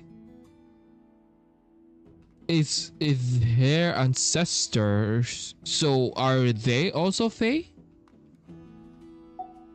So some might have claimed his actually governor's illiterate, and because the blood of the Fae ran through his veins, he was more handsome than most people you'd ever meet. Yeah, I was actually thinking. I was looking for the word forebearers. It's basically ancestor. Of course, that's probably just an unfounded rumor. I mean, surely neither of you can find any trace of Fae blood in my face, can you? I mean, okay, so he was just really handsome. Apparently, like Aurelian, he was a student in the military academy, though he enrolled long after Aurelian had graduated. I doubt the two of them ever crossed paths here. After graduating from the academy, Brahe returned to Nordcry, where, like every other Sergian noble of the time, he settled into a life of indulgence and decadence. That is, until the night he caught a glimpse of the second Reed Miller as she looted the governor's palace. Brahe fell in love with the with the Frost Moon Scion turncoat at first sight, so enamored that he uh, enamored was he that he even abandoned his life for the noble journey to treasure hoarders. The nobility are the leisure to see the sufferings of the others as beautiful romantic fantasy, whereas the truly destitute of are relegated to soulless villainy and drugs. Rose in every tale. This is why my grandmother despises him so much. In her view, he was the one who tainted Avrilian's dream, the one who turned the name that rightfully belongs to the poor into the one from a partial story of romance. Oh, but it's just that he abandoned his life as noble after his beloved passed away and continued to rob the rich to help the poor and aid the people of this land. So no matter what happens, no matter what his motives were or how he went about achieving his goals, I don't think it can be said he tainted Avilian's name, not when he considered how many people he helped and how much he bettered their lives. It's no exaggeration to say that all the stories about the master thief Readmill can be found in cheap novels out there. Maybe 1 in 5 is about the traitorous Frostman science, 3 in 10 tell Bryce's tale, and the remaining half is just pure fiction fabricated solely to tantalize and reel in the reader. While my grandmother may be a steadfast believer in Reed Miller's dream, just what exactly is this dream? Even Brahim might not have fully understood it back in the day, so how could we claim to now? Having said that, maybe all that doesn't really matter after all. As long as you believe in something, one must believe in something, if only to be able to have the courage to face tomorrow. Okay. So, Avrilian is the original Reed Miller. Alia is the second Reed Miller. I think they met shortly because Alia took the identity right after the first Reed Miller got executed. Then Brahe fell in love with Alia. Okay. Then this Brahe is the one in the scary facility. Okay, I get it now. See you. Yeah, see you around. May your journey ahead be smooth and beautiful like this too. I like this world quest a lot. About the iron coins. Iron coins were a form of currency issued by Avrilian, that is, the very first Reed Miller. He believed that in the world without divisions, in an Elysium where no one went hungry or suffered from the cold, people should not be relying on wealth bestowed and governed by the gods to help each other. He believed that the people should be masters of wealth, not its slaves. And even if mastering the heart of gold might be an impossible task, everyone should have the right to wield the wealth that belongs to all to begin with. But as you both can see, the iron coins he imbued with a meaning quickly became worthless scraps of metal after his death, largely due to the very people he had placed his faith in. Oh, by the way, there's another piece of info that came to me on the wind. Though I cannot guarantee its veracity, and since I have no way to verify it, please take it as you will. In Snezhnaya, there's a Fatui harbinger with a rather peculiar obsession. He seeks to create a more perfect economic order in his world. Bye bye, Ari. Unfortunately, he is not a collector of iron coins. Otherwise, you might be able to make a whole fortune in more by selling this to him. About the great treasure. It was the third Reed Miller. Okay, that is the one named Brahe who left behind a legend of the great treasure. As for why he did that, maybe he just wanted to keep the future generations of treasure hunters hooked so that the name Reed Miller would never be forgotten. Okay, you don't have anything to say about Brahe. Okay, I think I get the story so clear now after that explanation. Thank you, Dolphin. Thank you so much. Oh, there's a fucking book here. Tales of the Carried by the North. Okay.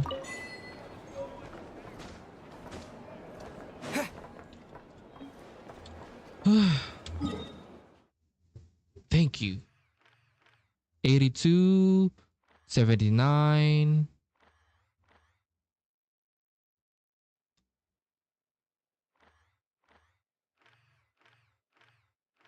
I think I'm gonna do Amsvanir World Quest first because there's what do you call this?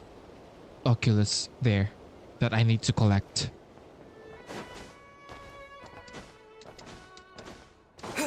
And then I will do the meeting points next.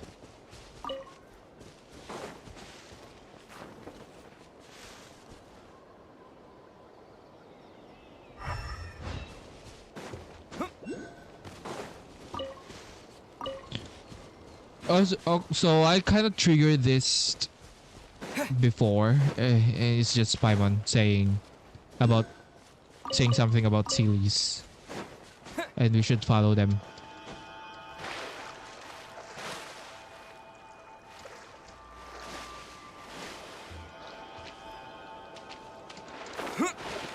Man.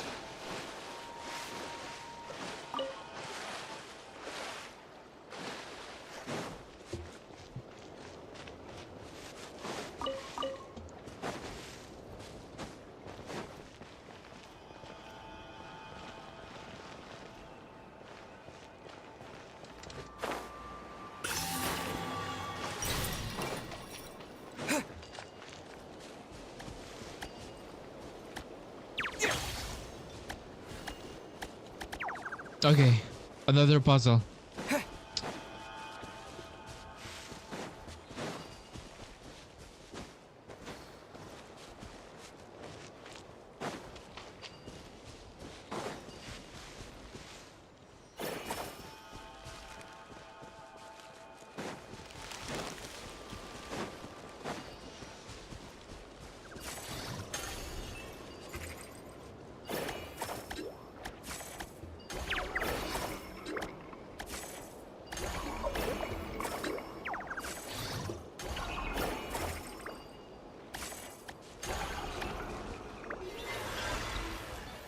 Hey!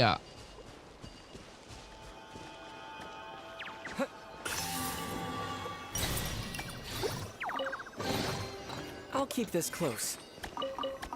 I'll keep this close.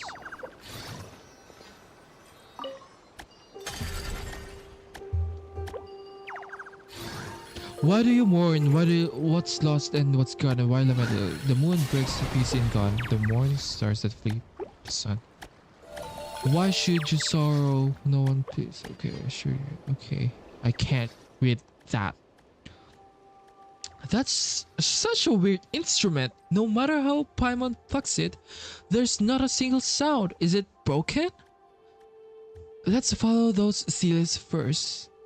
Huh? But I definitely heard music just now and singing, and I still hear it. Really? But Paimon only heard the wind. Wait, is it the one of those situations where only the person strumming it gets to hear the music? Alright, let me give it a try too. Paimon gives the strings a firm strum. Once again, the desolate mournful to drifts upward, lights a breeze at dawn, carrying with it a soft song. You understand every word of the song, every phrase, every note, even though you've never heard the language before. Okay. That is suspicious. Wow, still no sound at all. Traveler, are you really sure you've heard something? Whatever, forget the instrument for now. Let's just follow the seal up and we'll probably find the treasure.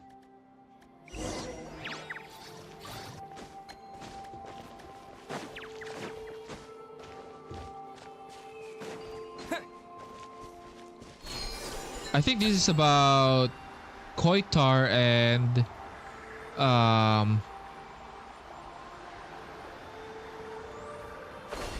is it?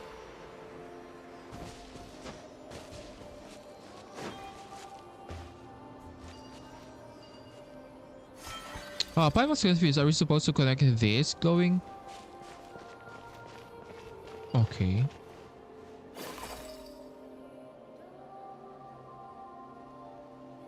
Wait.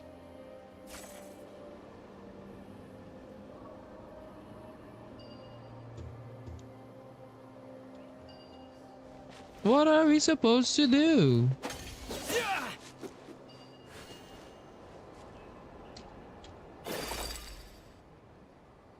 Oh.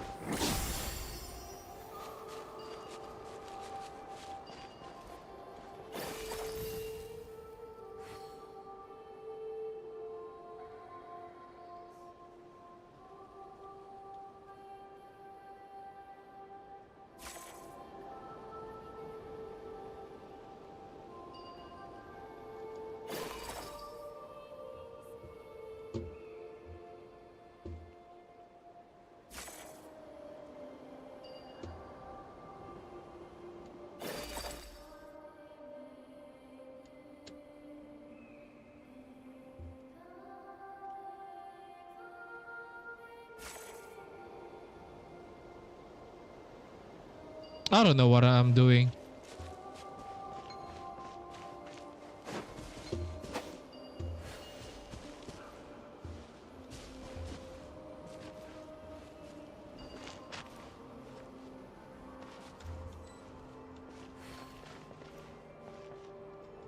Maybe there's a mysterious prism scattered through the air near us Vanir.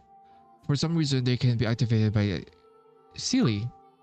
Interact with the nearby intricate plumes to rotate and move the activated prisms. Perhaps by moving the prisms it can rectify the crystallized pillars nearby.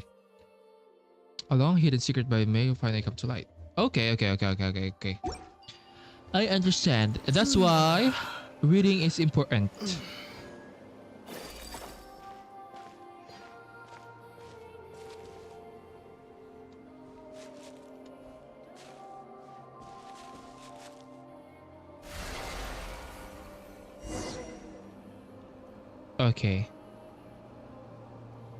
Okay.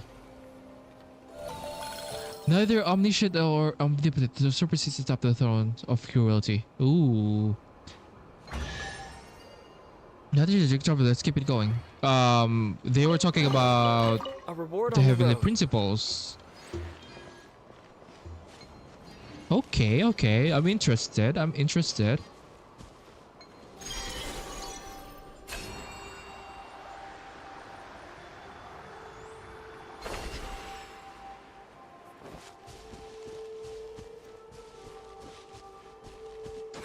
No!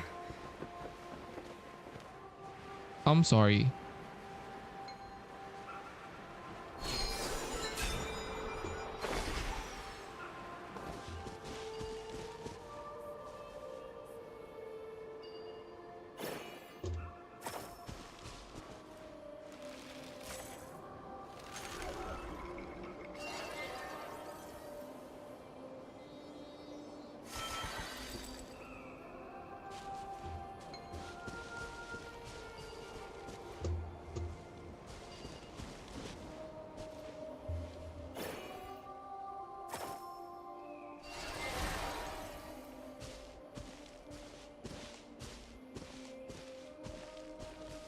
Bro, imagine I fell.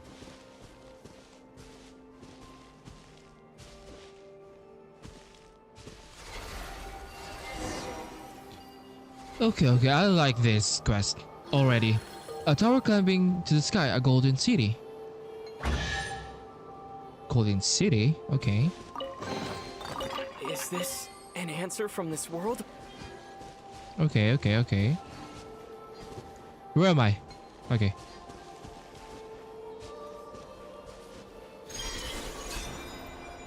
Damn! A Kohenki and a Sealy. It's weird. I think the Monitus are the only one missing, and the Ashas.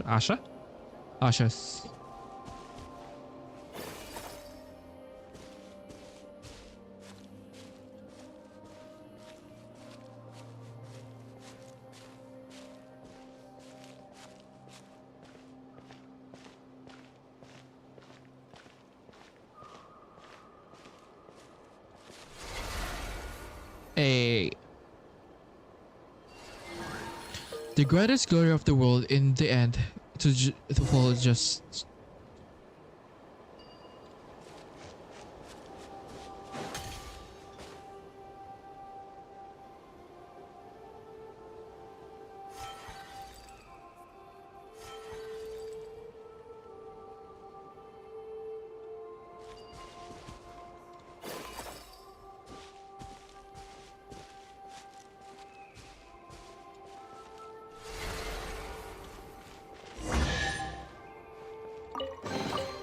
I'll keep this close.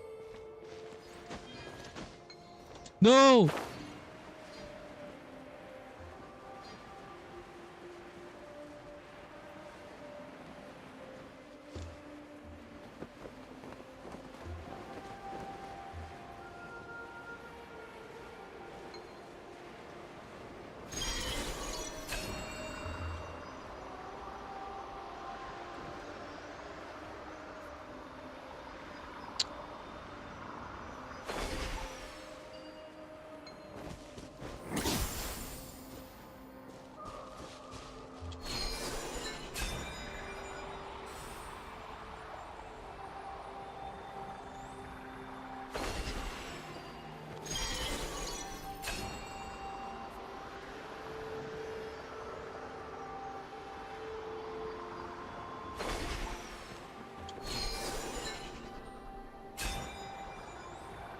I'm back.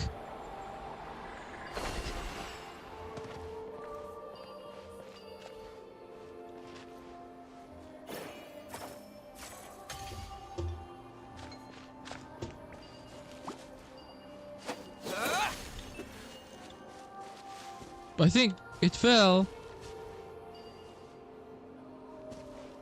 It fell, bro.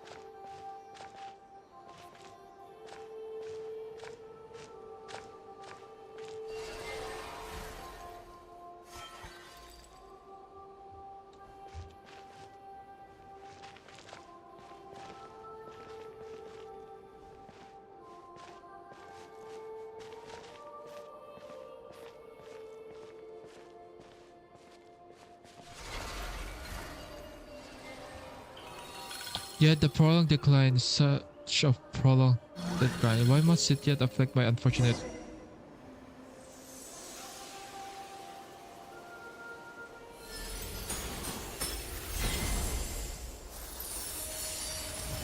Damn!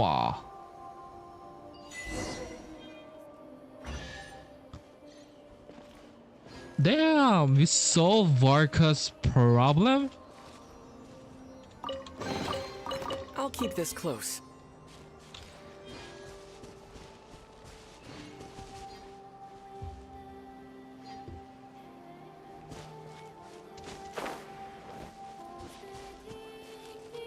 Whoa, those scenes from before we got here. Oh wait, where are those ones going? I love the background music so much.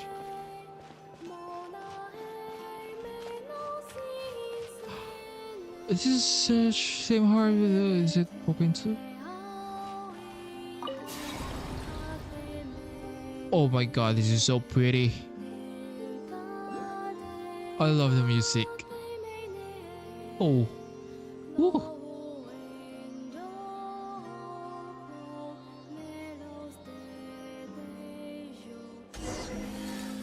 Break the seal.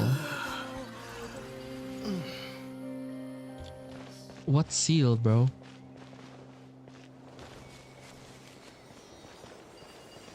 What seal are you talking about? How strange, Mario can hear anything, but those seal came flying over anyway. Does this mean we need to connect these things on the wall?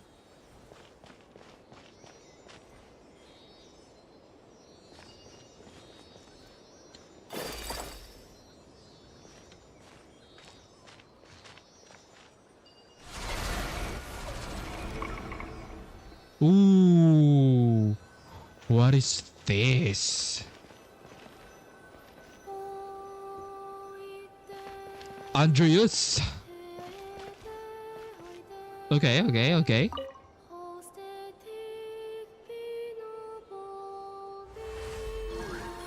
The chirping insects of the long gone autumn nights, the chorus of exile.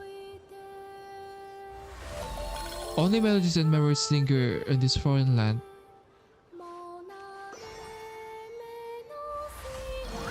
The last singers to play their final tune, soft and waning. Singers, okay. Okay. And the first Sealy wanders the Hall of Angels. Oh, so many treasure chests. See, Sealy's never see our song. Don't know where the goodies are hiding. A reward on the road. Ancient handwriting. Okay. I have sat alone in this temple for many days. Those who passed cannot see. Those who passed by cannot see me. I've been desolate and faint all day, sighing over the afflictions and hardships of this land, but only the tiny spirits mourn with me. Hello. Welcome back. I'm just reading again. I still cannot reminisce about the past, but my heart is slightly comforted. My song falls like dew, descending like gentle rain upon tender grass, like timely monsoon nourishing crops, making my words flow more smoothly. Those who pass by never enter this vast forest, and those who came from foreign lands never see this pale temple. When brambles and thorn plants sprouted from the ground, a wild beast invaded my dwelling. Storms came from the south, cold came from the north, that beast came from the north, bearing the chill of ice and snow. Its mouth uttered no human speech, but it gazed upon me as upon heavenly light, and longed for my song as a thirsty servant longed for a spring rain. Since I had a beast to keep my company, serving as my emissary, how could I possibly mourn? Sing to it I shall, just as I shall also mock and ridicule its foolish way. Not grow impatient or resentful. Instead, it listened carefully to my words and heed my voice. It bowed low before me, obeying my commands and decrees. I called it a stupid dog, but it bore no grudge, patted its fur, but it showed no anger. found it pleasing to the eye, rather endearing, so I named it Boreas. It's Boreas. Okay, meaning north wind, and let it, as well as its kin, share my dwelling. We sat in this temple for many days. Astonishingly, human words would come forth from its mouth. A beast that had been utterly foolish and ignorant would possess wisdom, intelligence, and knowledge. It could treat others with kindness and sincerity. It spoke to me and called me mother. So Boreas thinks the first angel is its mother. Okay, I would call her mother too. It said, I will go to the south where the people are poor and lowly, yet the cities are large and fortified. I will make them prosperous. I granted this request, and it departed with its kin. I called its name one last time, bidding it farewell. Oh, this is so... Boreas, I remember. Oh. But I kinda also wanted to know if Boreas came to Mondstadt. Why does Mondstadt have Northland Belay though? If Mondstadt is south, is Mondstadt south? I will go to the south, where and where people are poor and lowly, yet the cities are large and fortified. So this means that he was talking about the who was the first king in Mondstadt? The tyrant. I think he was talking about that. Okay.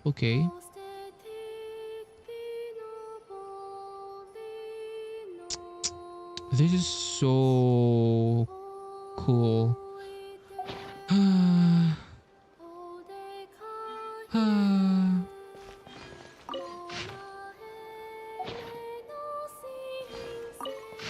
Bruh.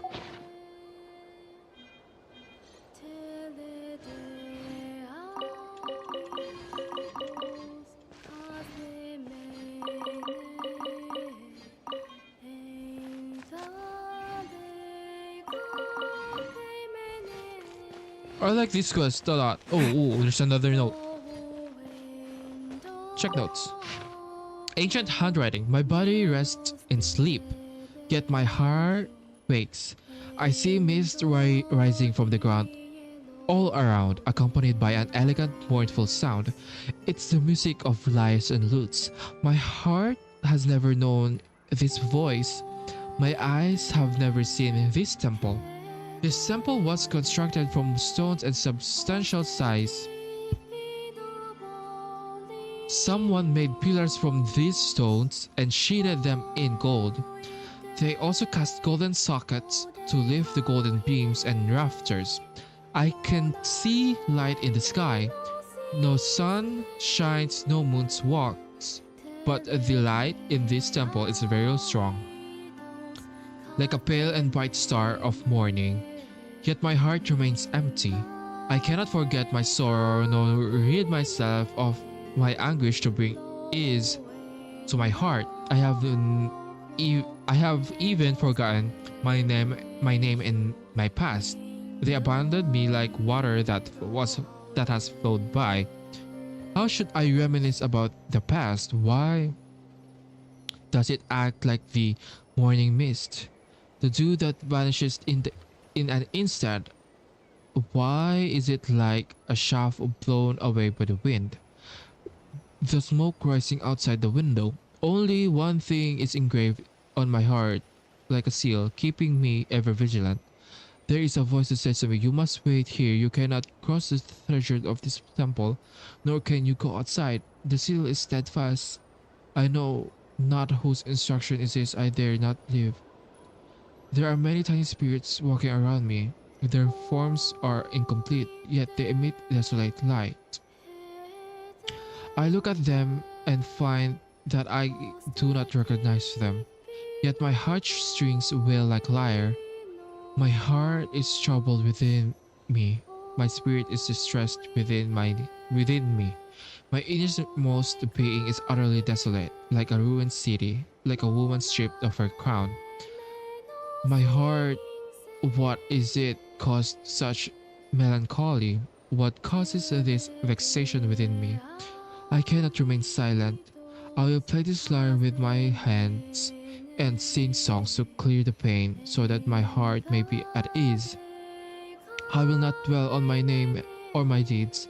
I will let them flow like water. The song flows from my lips, flying away like a dream, never to be found again. Like a river of living water, it springs forth without my prior contemplation. It is as if It's as if I have always known it. Though I sing my heart, it's filled with sorrow. My tears flows like a river, yet I know not from whom I mourn, so I sing. I weep day and night, tears drenched in my cheeks. I commemorate what cannot be commemorated. I recall what cannot be recalled, yet no one sees my loneliness or pain. So I sing, this sorrow overwhelms so light that I cannot overcome it. So I sing, chirping insects of the long autumn nights in the chorus exile. Only melodies, memories linger on this foreign land. The last singers played their final tune, and song and waiting, and the first silly wanders the hall of angels. Oh, I think this is about her not remembering the Voyager. The Voyager is kind of like her lover. The Voyager is from another world, and she was she possessed a child's a boy's body, I think, and then they kind of like fell in love or something. I don't know. And then they got cursed by the heavenly principles, and you know they got separated and they don't remember each other.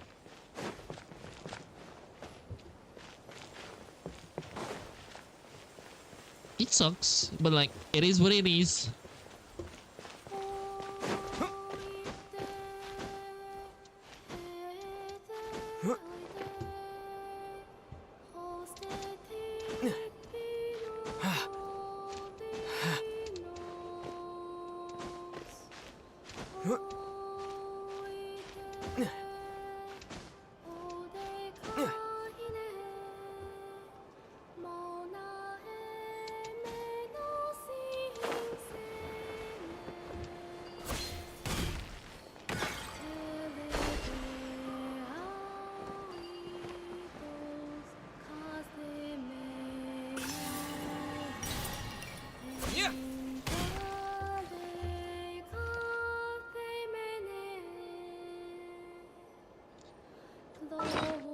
Okay.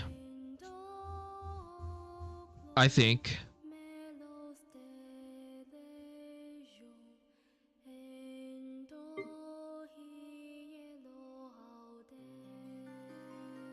we have 80. I think I looked it up earlier, and it says that there's only 80 Lunoculus in this area. So I'm gonna offer it, and then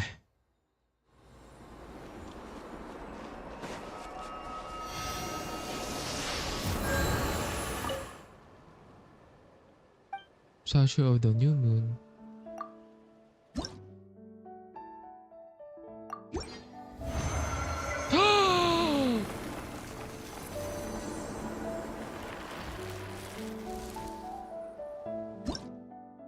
Okay.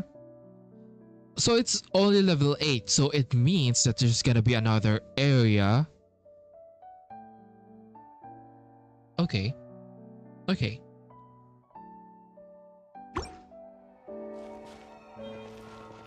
And then we have to collect. Okay, it's already collected, I think. We're gonna go to this area because it's only 79 and I need 80.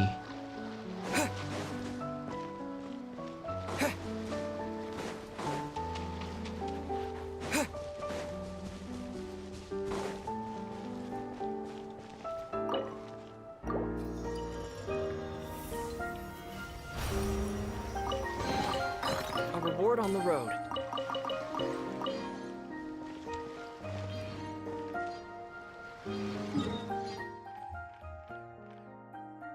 $93, 82, and then 92. Okay. I think we're good. I wanna do next. I wanna do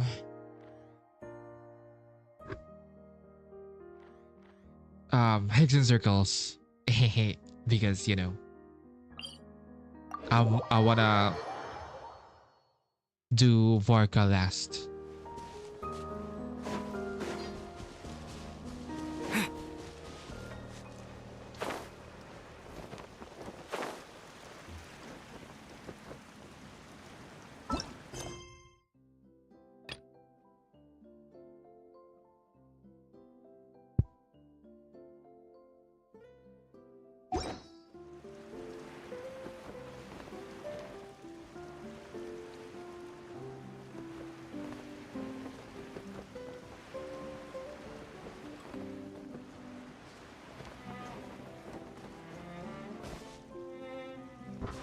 Okay.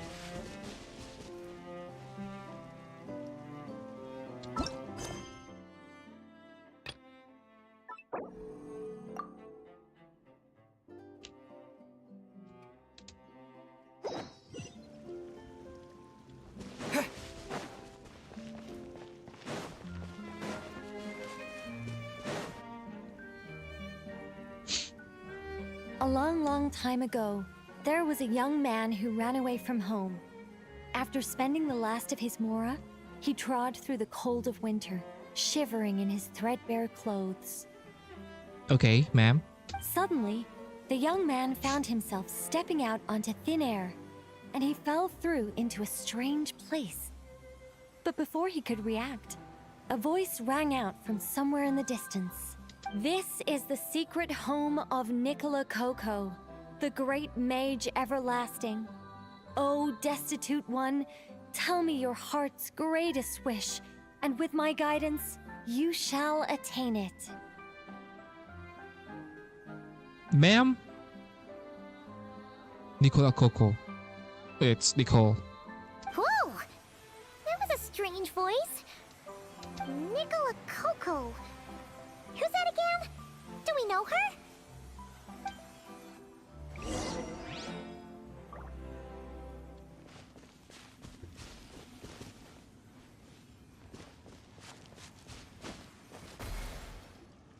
The young man was in awe of the mage's magnificence and beauty.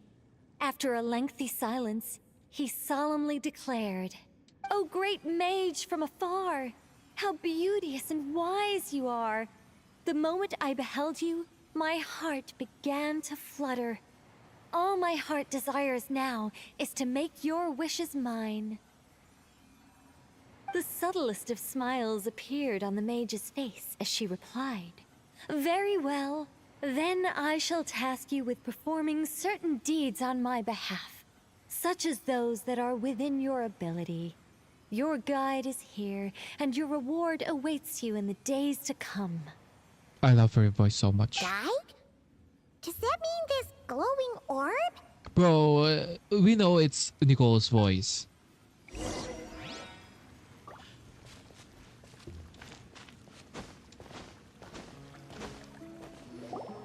"Secret home," said the young wanderer, with a look of confusion on Bye-bye. her face. "Where is this secret home of which you speak?" The mage's voice grew somewhat flustered upon hearing this question. Wait, does it make sense for this to be a bashful character? Oh, never mind. I'll keep it in for now. Mr. Nine can always refine it later. Girl. Secret Home said the young wonder with a look of confusion on their face. Where is Secret Home?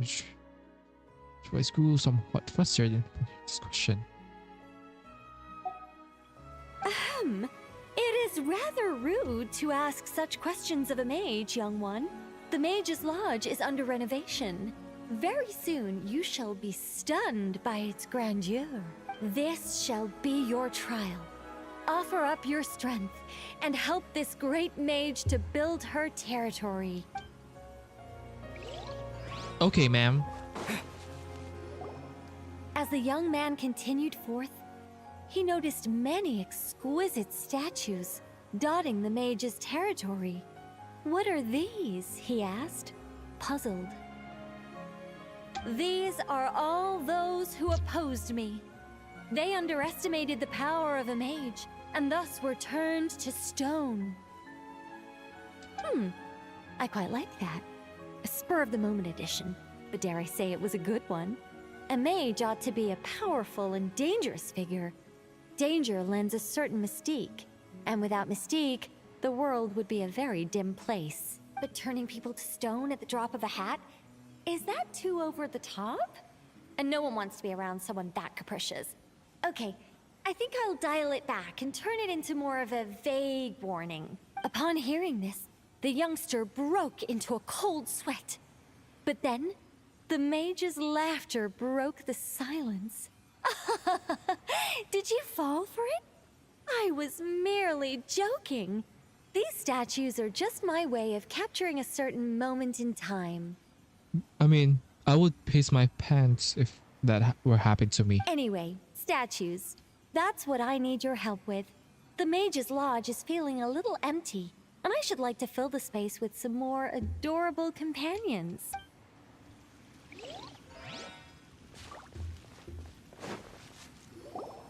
Well then, young one. Now you have learned of the troubles faced by this mage. Nicola Coco requires your aid to build her sacred territory. The mage poured a cup of tea for her visitor. What say you? It's my honor to serve, Great Mage Nicola Coco. I will do as you command. Wait a minute! Shouldn't we think twice before going all in on this? We don't know anything about this person! She seems a little weird. Bro, the fucking tea, man. The teacup. Huh? Although, having said that, this teacup looks kind of familiar. Figure it out yet, Paimon? It's someone we know. Nicola Coco. Ah! Is it Mage N? Nicole? Correct. What do you think of my story? Hard to say. It's not finished yet, surely. What happens to the characters in the end? I haven't decided yet. I need to renovate my home first. Perhaps I'll have a burst of inspiration after that. Anyway, if you can hear my voice, I assume that means you're currently in Nodcry. In which case, could I trouble you to gather a few things for me? So you're not here.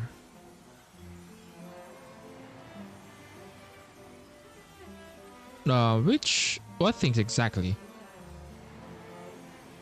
Well, I'd like to build a few more statues to decorate my home, but I'm lacking inspiration at the moment. I was thinking you could take some photos to give me some ideas. Are you serious? Alright then, leave it to us. Wait here. We'll head out and see what we can find. And remember to finish the story once the statues are done.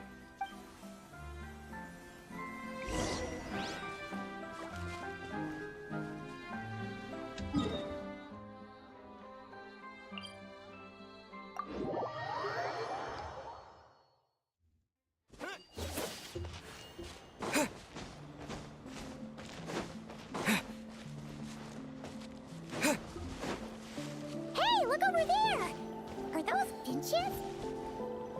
Oh, they look pretty lively, don't they? Seems like a good first photo.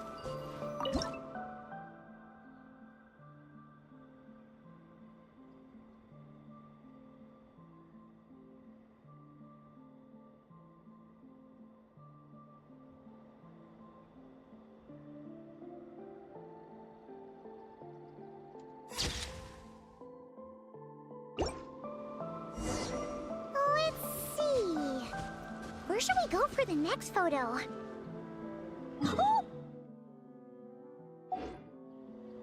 Nah. Anyway. Let's snap a few. Bruh.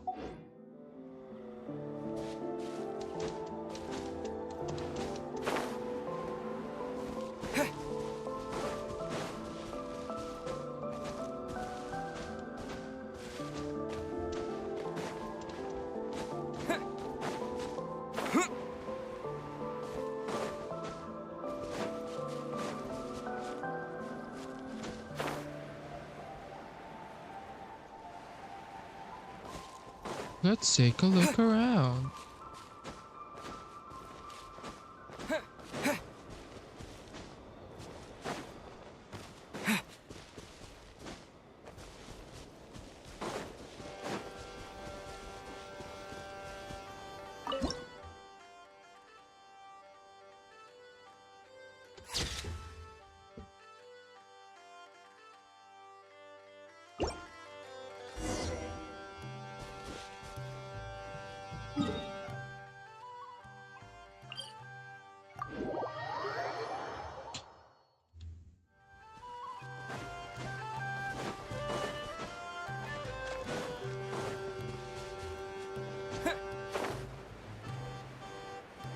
Bruh, Is that a Mandragora? it's huge, man. Paimon thinks that would make a pretty fun statue.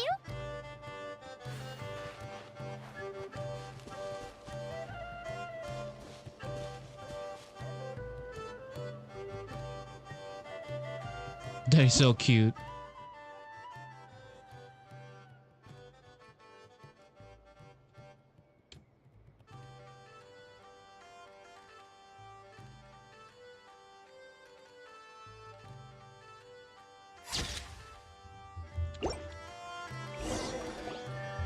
You and Paimon taking a bunch of photos.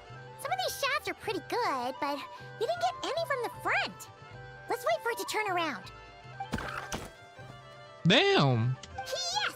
That's the one! That's the money shot! Paimon, get back. Ah!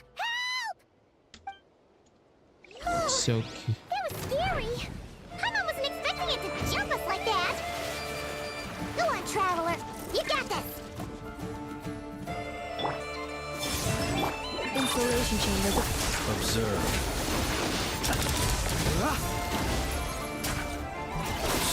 Close your eyes.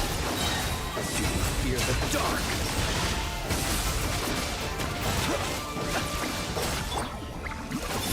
Defensively. Cool. That should do it. Paimon's kept all the pictures safe. Let's go back to see Nicole.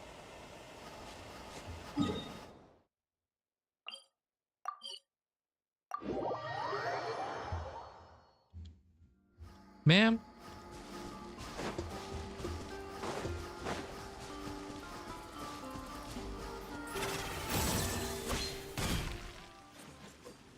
Hey,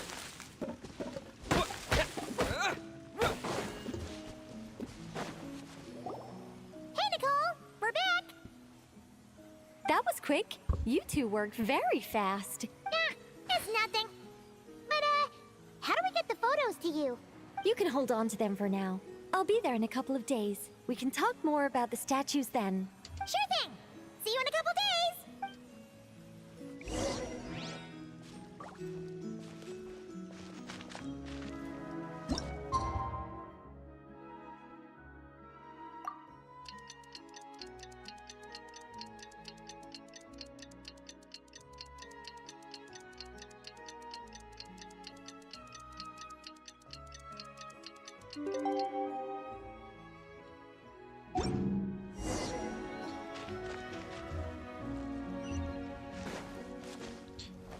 She's here!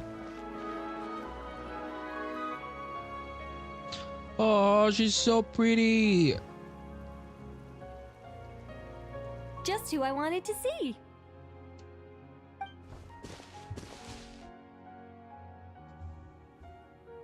I'm delighted with the photos you took. Excellent source material. Now, I have all the carving tools ready to go.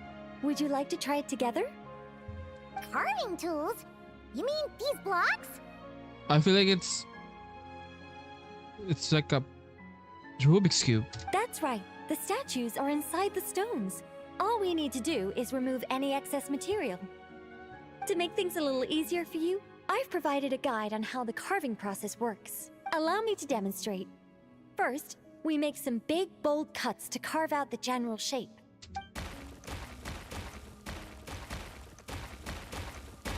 The numbers on the stones represent the amount of material you need to keep in a given column.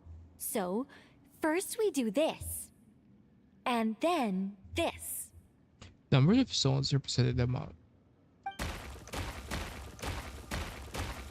I feel like you did it all. Starting to take shape. Ma'am, that's just a messed up blocks. Got it? If you carve the blocks this way, you should be able to see the basic form. Then, you just need to add some finishing touches, and voila. So you did it. Wait, what? It's only changed in the blink of an eye. How'd you do that? A great mage doesn't reveal her secrets that easily. Just behold and be amazed. You got the basic carving process down, yes? Focus on that and leave the finishing touches to me. Much obliged. Alright, let's give this a shot. Okay. Damn, that is a lot. This is way more difficult than the one you walked us through. Bro, she's like your typical professor. Oh, sorry, wrong one. That's the one I was going to work on. Yours is over here. Oh, thank you. Well, that's I was a wrong relief. about you. I'm sorry. Number of each blocks indicate how many blocks set in a row must be kept. Okay.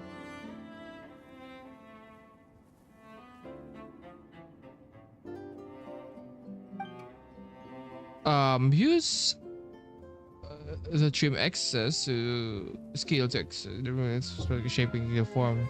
Okay, so it's like a Sudoku. Use the preserved shapes to mark the blocks that should be kept. Mark. Okay. Let's go! Do you still remember Nicole's process? The numbers represent the amount that we need to keep per column. So, if the number is 0, that means we gotta remove the whole thing. And if it says 3, that means we just mark the whole thing as keep, right?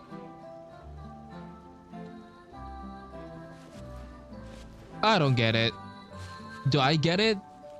Apparently not.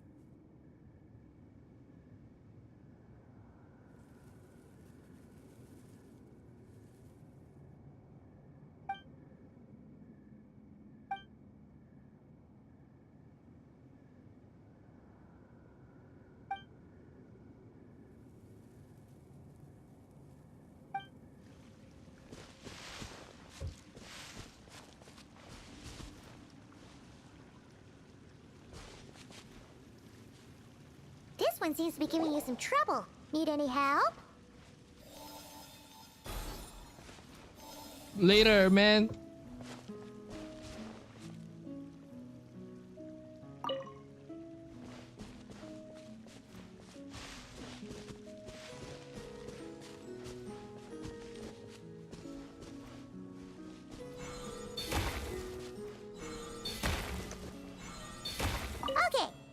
After careful inspection, I Paimon's found a piece that we need to remove. And it's that one!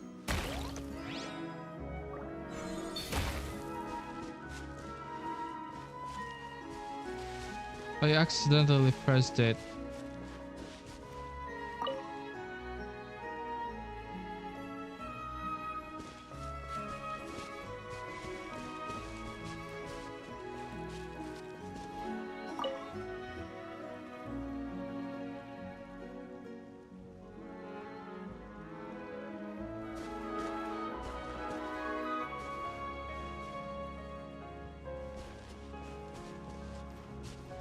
This one seems to be giving you some trouble. Need any help?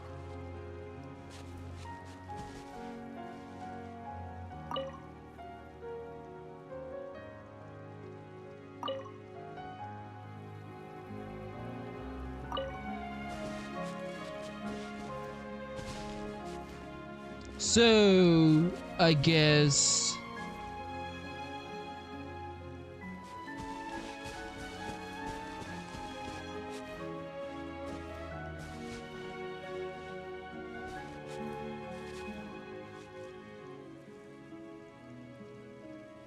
One, two, three. Then 1, 2, 3.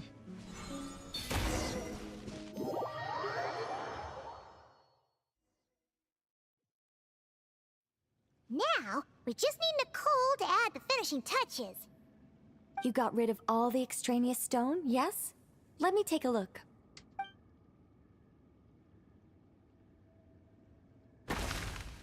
Damn!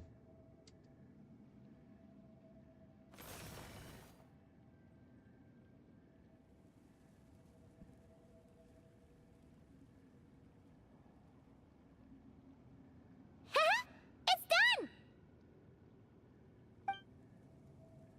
Oh, it's the Mage's Lodge! When did that get there?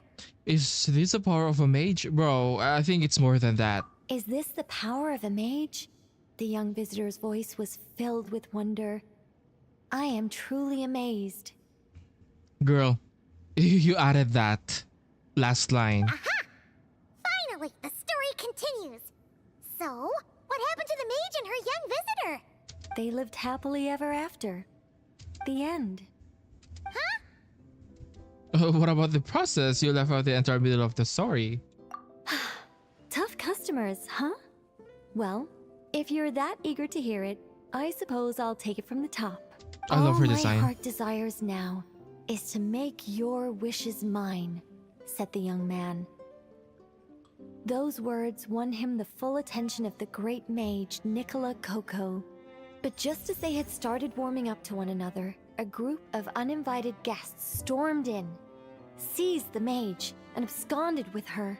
As the youngster stood there in shock, a new mage by the name of Alinus appeared. She signed a contract with the youngster, bestowing the power of magic upon them.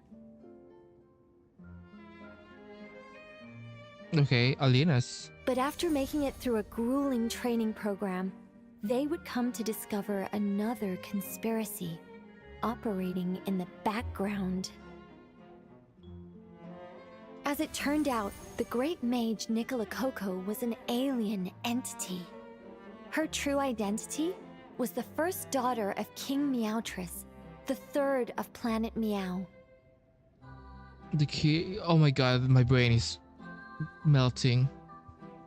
The great mage Nicola Coco was an alien entity. Her true identity was the first daughter of the King Meowtress of the third planet Meow. She had come disguised as a mage as part of a secret plot to trick the entire world into worshipping Planet Meow. Oh, great mage! Have you been lying to me all this while? The youngster's voice trembled as their heart began to break. Leave me. War is destined to break out between our planet and yours. We were foes from the very start. The mage turned her face away, refusing to let anyone see the tears welling up in her eyes. But the youngster bravely reached out and grabbed her by the arm, swearing to never leave her. Moved by this display of passion, the mage decided to rebel. But in that moment, Alinus, who had once aided the youngster, now took the side of the king.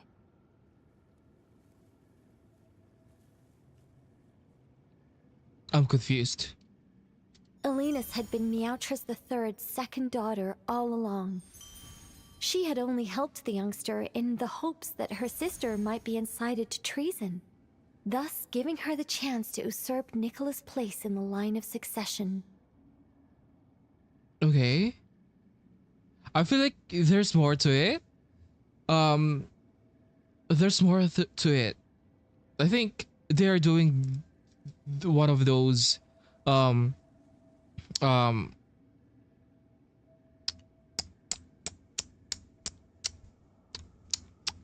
what like diluting history through prayers and stories so that the heavenly principles won't notice it.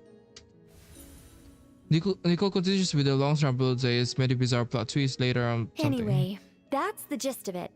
In the end, the youngster, who by this point had turned into a cat, worked with the mage to successfully foil the king's plot.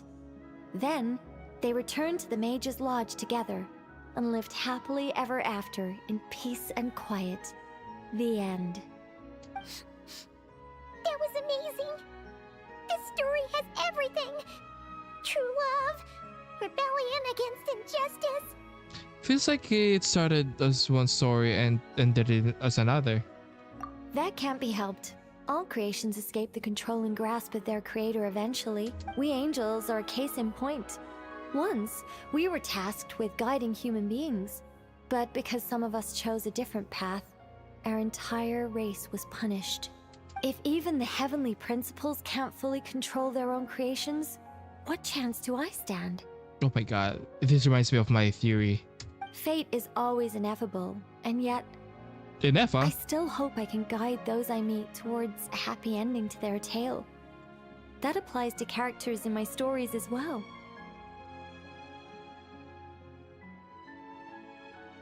Anyway, the story's over now, and I'm running a little low on energy. Next time I've got a good story to tell, I'll share it with you, alright? Yes, ma'am.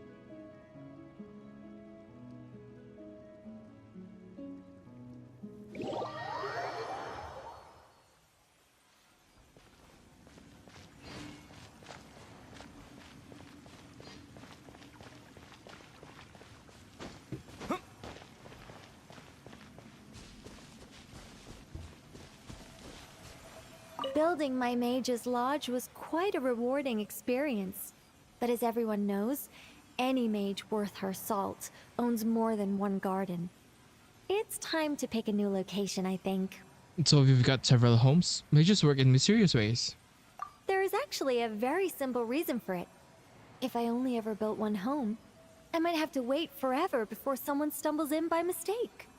Not that I'm looking to build a bustling tourism hotspot or anything, but it would be a little embarrassing if no one ever visited at all.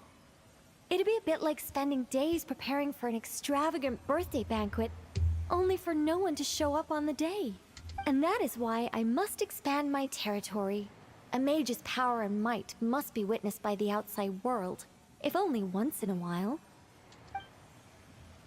Okay, ma'am. You do that. You deserve it.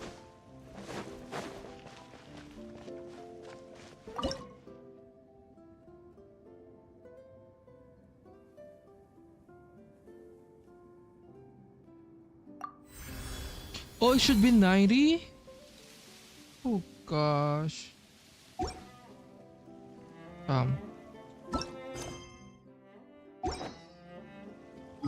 I'll be back. I will be back. I know a way.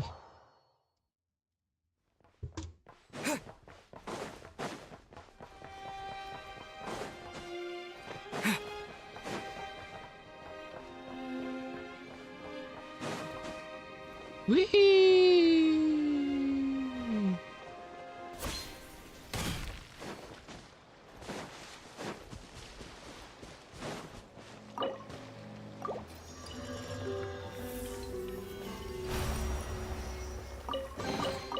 A reward on the road. Um.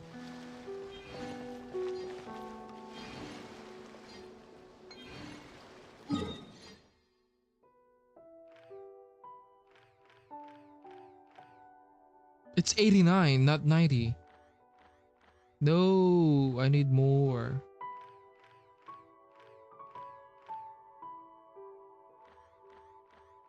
Okay, I'm gonna do this Meyer World Quest.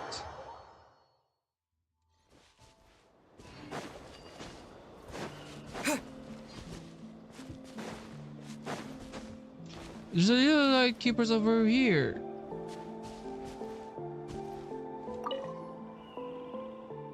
Hey, Jelly, are you licking my face again? Bro, what? Your tongue's so soft. Yes, yes, you're the sweetest little kitty in the whole wild world. Okay, a kitty. Wait, why does he look so out of it? Hey, get a grip, will you? There's no Jelly here. Huh? Where did Jelly go? Did someone scare her away? Hey, snap out of it. There was never a cat here to begin with. Oh, that's a shame. Looks like I'll have to keep going a little longer in this jellyless world. I have some medicine in my pocket if you could help me. Of course, leave it to us. Just stay still and save your strength. After taking the medicines from the injured ratnik pocket, quickly returning his wounds, he started to look a little better. You really do know how to treat a wound. I honestly thought I was about to see the little Jelly again. Not that I would have been sad to see her. Hey, your cat can wait. Staying alive is the only thing you should be focusing on right now. You're right. Thanks for your help. It's just Jelly left me over 10 years ago now. I really miss that soft little ball of fur. Fluff. I'll say thank you for saving me. My name is Januz. By the way, and you? 5 months, and he's a traveler. Januz, can you walk? If you can, we'll escort you out of here. It's a tempting offer, but I'm afraid I have to decline. I know I can never repay you for saving my life, but I'd still like to ask that you first travel to Pyramida and request reinforcement. I need to stay here and continue my investigation even with such serious wound. Honestly, I'll be fine. Don't worry about me. Still, the swamp has already weakened. Someone must keep watch over it. Besides, that fool apprentice is probably still waiting for me. Leaving a comrade behind just isn't the lightkeeper's way. Huh? The seal on the swamp? What's that? There's a said to be a senior seal in this swamp. A vile individual who once made up with a demon and was turned into a monster. Who? A sinner? I don't think it's the 5 sinners, but he must have done really despicable things, because 500 years ago he was sealed here by the combined efforts of the Torch Forger and the Moon Chanter of the Frost Moon Science. The sinner. Is it Rotwang again? I doubt it's rare though, because I don't know. I don't think it's rare. Anyway, that's all an outsider needs to know. Please deliver my request. It's still dangerous around here. You'd better get going. I just need a little more time to catch my breath. I still have tasks I need to attend to. But Janice, your condition. If it's about fixing the seal, maybe we can help. There's no way we're leaving you here. Yeah, breaking seals, fixing seals. We're all about that sea life. Really? For some reason, I get the feeling you're not making that up. I mean, the situation here might be far more dangerous than you imagine. Even so. Just one question: can we really establish this seal? Didn't it take the Torch Forger and the Moon Chanter working together to create it in the first place? I mean, we can be the Moon Chanter and then the Torch Forger the Lightkeeper. The seal itself doesn't require any special power. The Torch Forger and the Moon Chanter left their strength behind in the 3 stone ceiling pillars. There are total of 3 pillars in this area. If you can channel Kovaki into the location of each pillar, the ancient seal will be restored. And the fire bloom that grow there can inflict some serious wounds on the monster. At least that's what the handbook says. If you really can manage to seal that thing again, I don't know how I'll ever repay you. How about this? In my next life, Jillian and I will come back as house cats for you. There's no need, bro.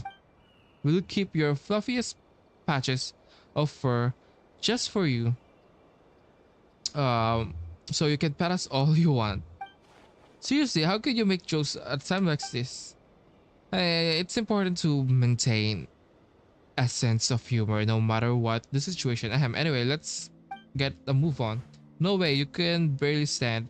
You take it easy and let Paimon Traveler deal with this ceiling. Haha, you're not wrong. If I went along with this state, I'd only get on your way. I hate to admit it, but I leave this to Seal to you. Seal, I'm feeling better since you treated my wound. Especially if I can't fight, I can still make myself useful in other ways. Besides, I still don't know how that fool of an apprentice is doing. I'll head off to find him right away. If everything goes well, we'll figure out a way to help you from here. For now, you two be careful. Don't worry, we'll have this all tied up in no time. After a few more sincere exhortations to stay safe, Jaduz sets off. His silhouette is almost instantly swallowed by the mist.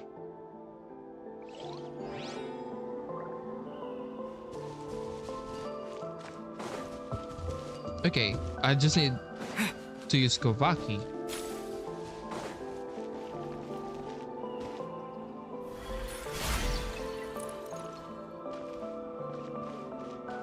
That didn't work.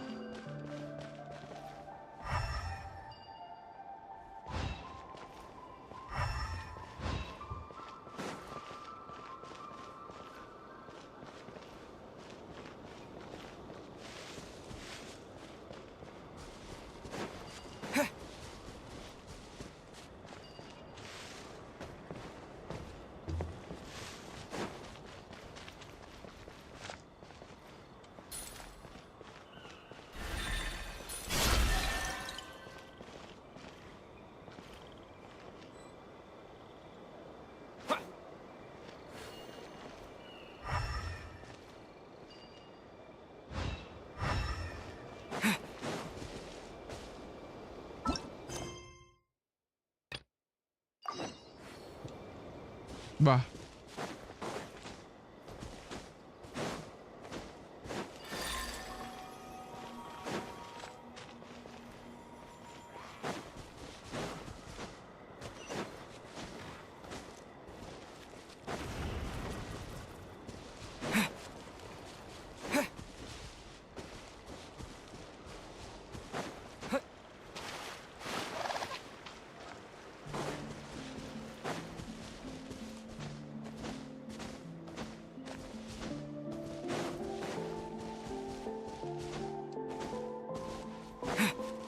Oh.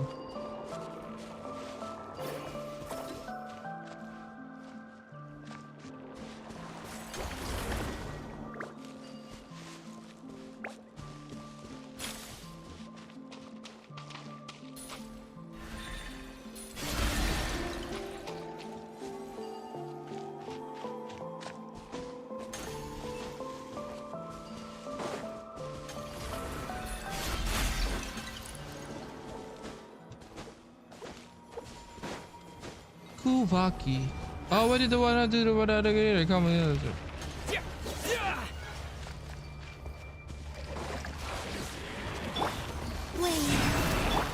Cleanup once initiated. Be silent. Observe. You can feel the dark.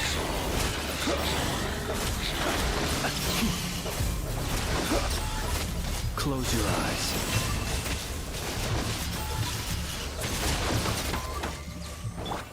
Three moons converge.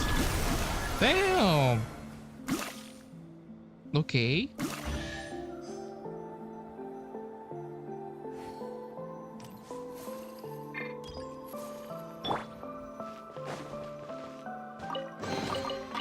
keep this close.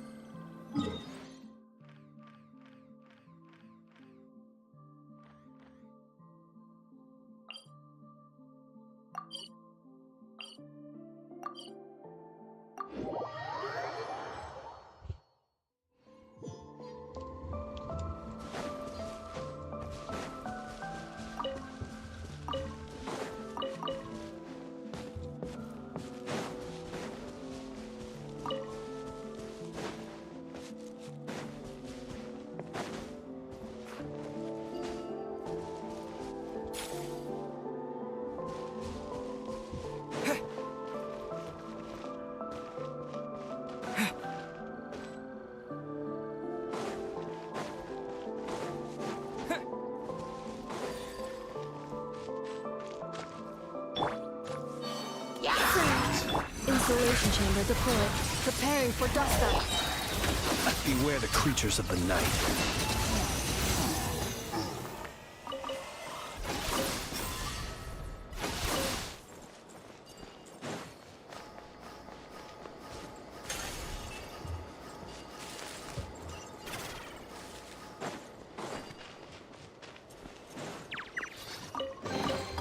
Perhaps these treasures might be of utility to you on your journey. Please, I insist. But.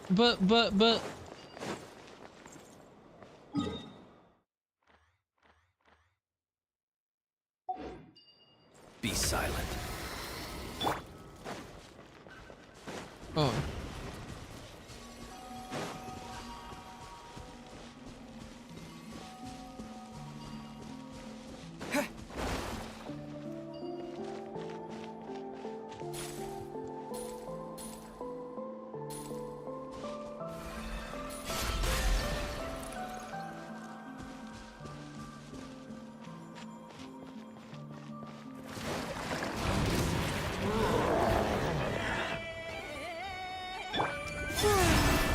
Cleanup sequence in. Close your eyes. To dust. The Beast Power is super strong and there's something there's really huge.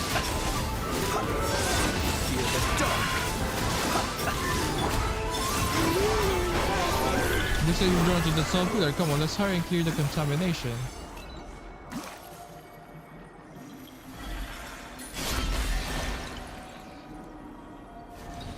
Oh, it's the Rotwang's student. I don't know. Is it Rotwang himself? I don't know. Oh, it's a seal.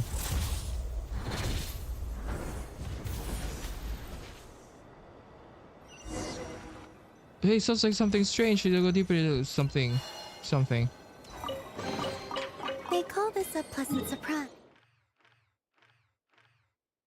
It's already 90. right? Okay, ancient incantation. A parent's love for the child is the purest in this world. But when the very blood ties that should bind a family are instead used as a snare of coercion,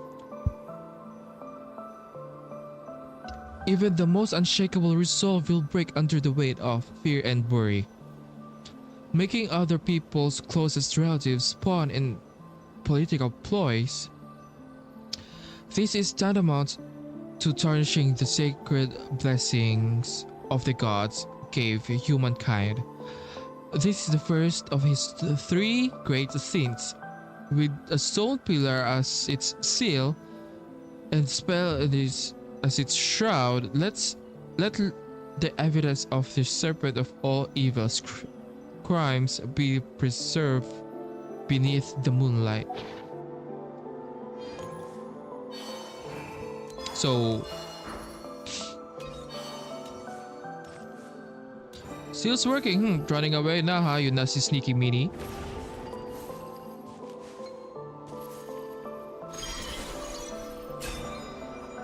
There's nothing about the pyramid. Clear it hasn't learned its lesson. Regret those scenes can never be undone.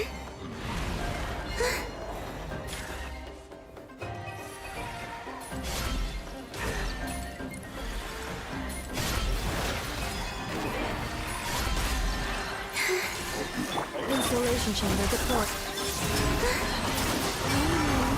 Ever since Bear, my only mistake was charging blindly, foolishly.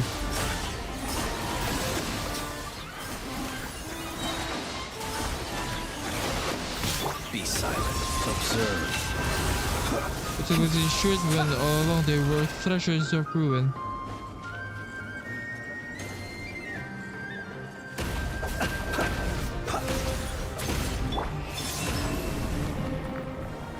On behalf of the sins I took upon my shoulder at once, so you ask.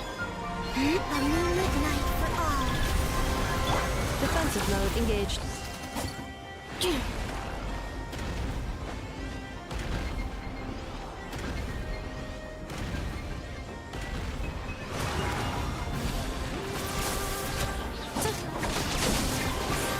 Ultimatum protocol. Fear the dark.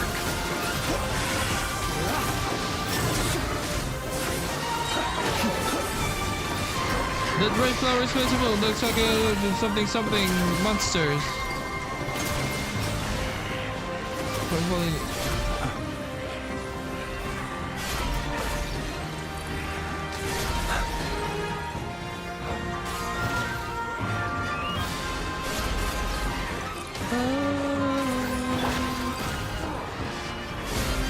Cleanup sequence initiated. Flame.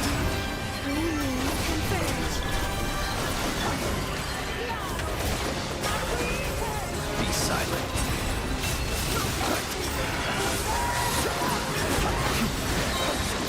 The night comes. A moonlit night for all. Annihilation mode.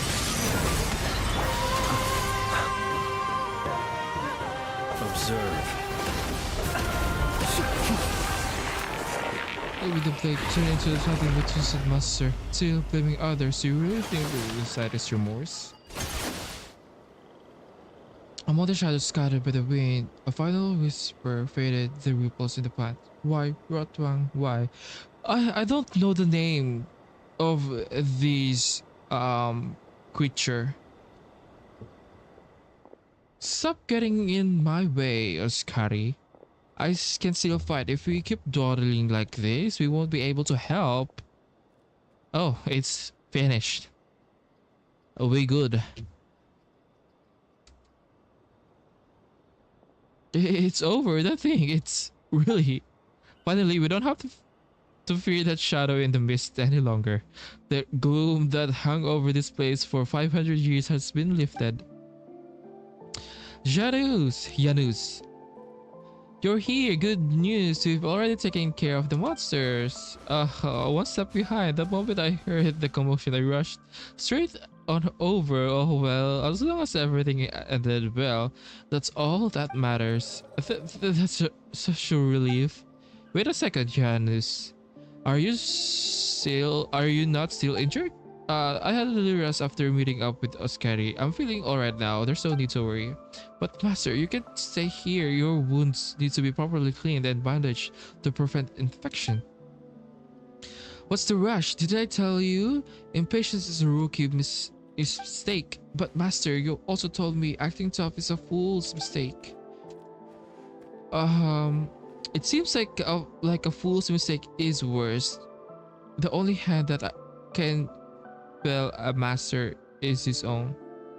The only hand that can fell a master is his own. Okay. Hey, you're taking his side. Come on, traveler. We've still got too much left to do. We need to check the seal, investigate the area for anything unusual. We can't leave yet. Besides, you're serious underestimating Janus. Master. Alright. Let's wrap this up quickly. Oh, before I forget, thank you. Without your help, we might never have been able to take care of that monster in the swamp. And I want to thank you too for saving my master. One big bad guy down, and two honest complaints earned. Paimon couldn't ask for a better outcome.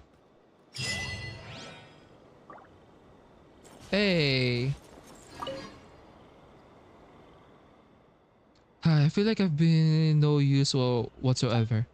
Really? According to who? You followed my instruction and stayed out of harm's way instead of rushing in and making things worse.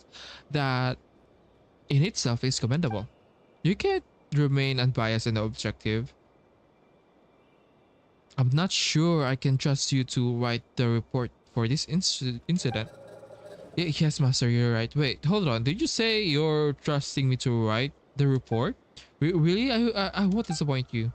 Good. Keep it clear and concise. Just explain the cause, the outcome, and everything in between. I think I might have the idea the cause of the seal awakening. We passed by a Fatui camp just now. I wouldn't be surprised if they were somehow involved. How very perceptive. We'll go back and investigate later. Once we've gathered sufficient evidence, we can file an official protest with the Fatui.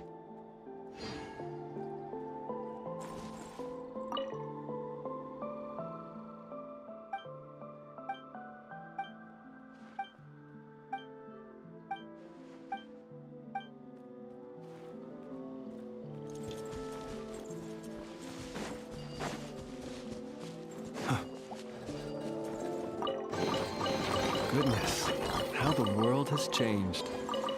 Might I ask, when did the custom of placing treasure chests in every nook and cranny come into fashion?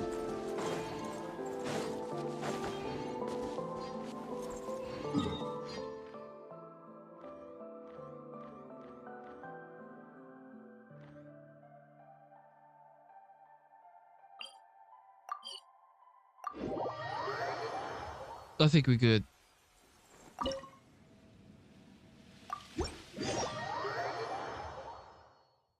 A. Damn.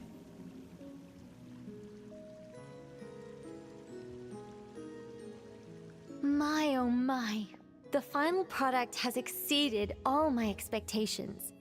If anyone actually does stumble in here by mistake, I'm sure they will be truly awe-inspired by this mage's might.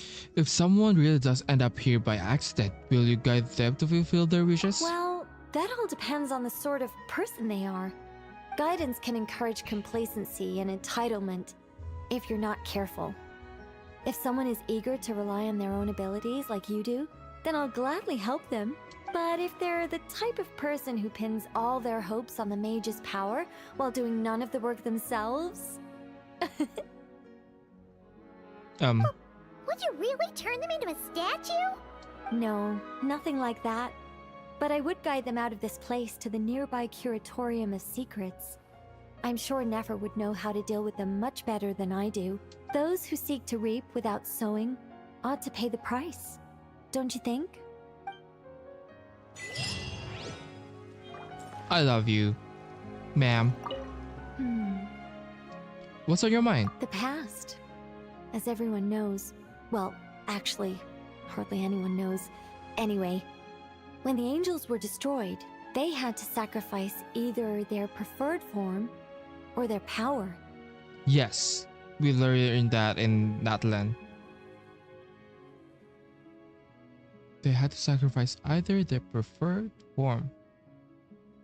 I chose to keep both. But from another point of view, you could say I lost both. I remain human enough in appearance, but I will always be fundamentally different. For instance, what human could exist for thousands of years without going at least a little mad? Not to mention dying. Meanwhile, I've lived so long that I can't help but miss the way things used to be once in a while. You mean you miss being an angel? Not exactly.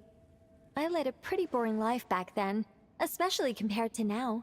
But I did have a lot of friends around. It was a lively time.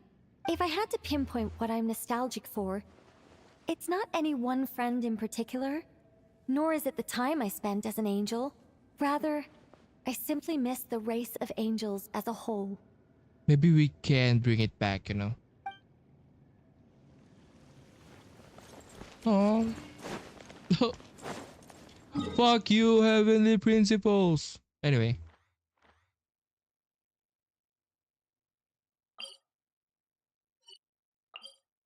We're gonna go to Varka. Varka.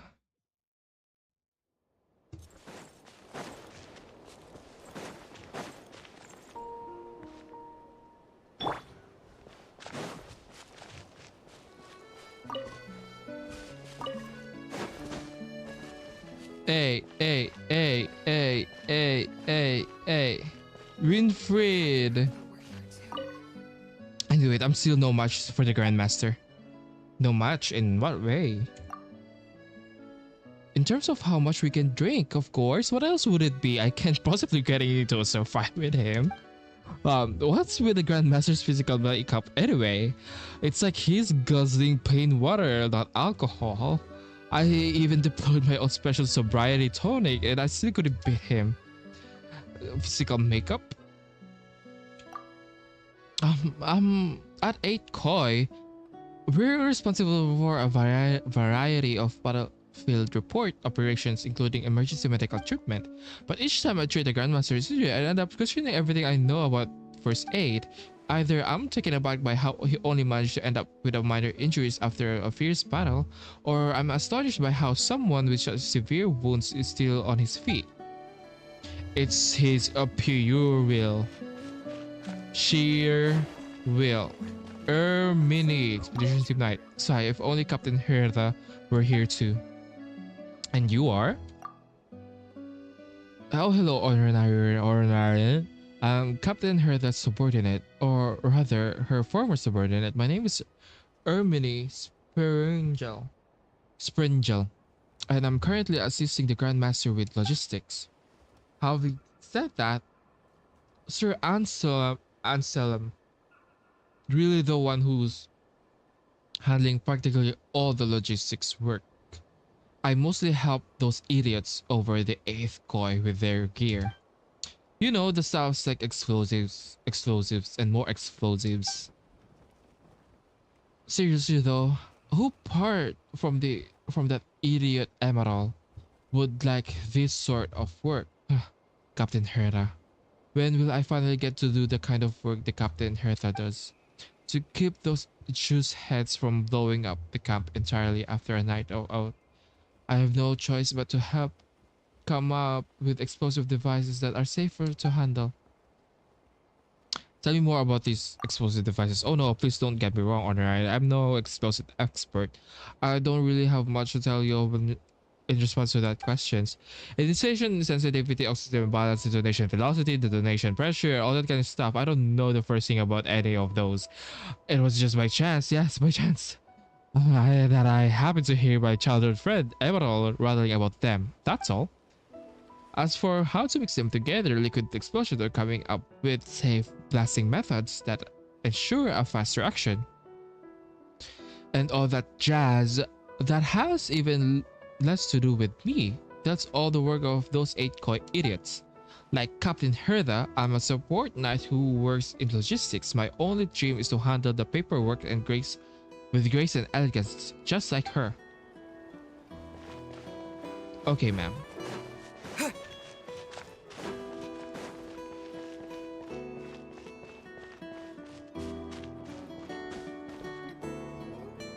Nanina's covering the north, so we'll have Laurent take the east.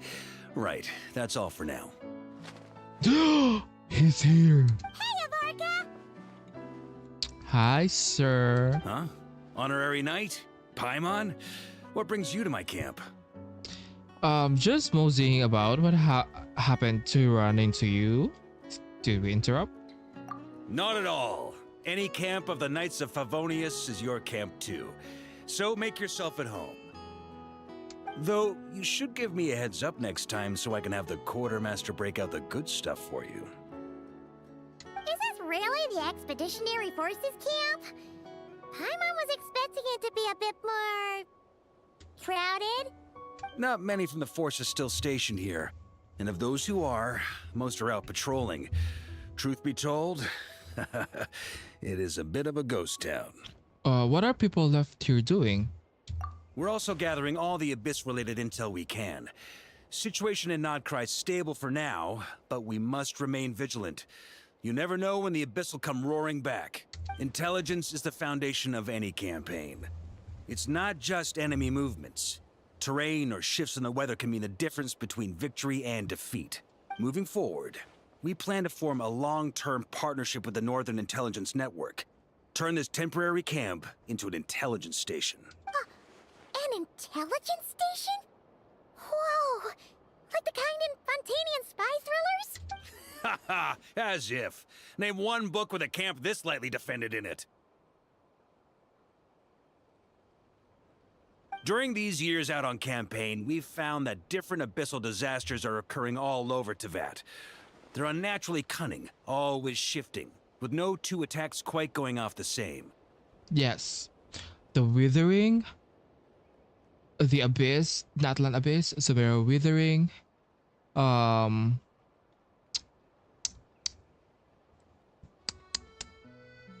Hunt in Nodcry, the Abyss Order, but that's different. Yeah.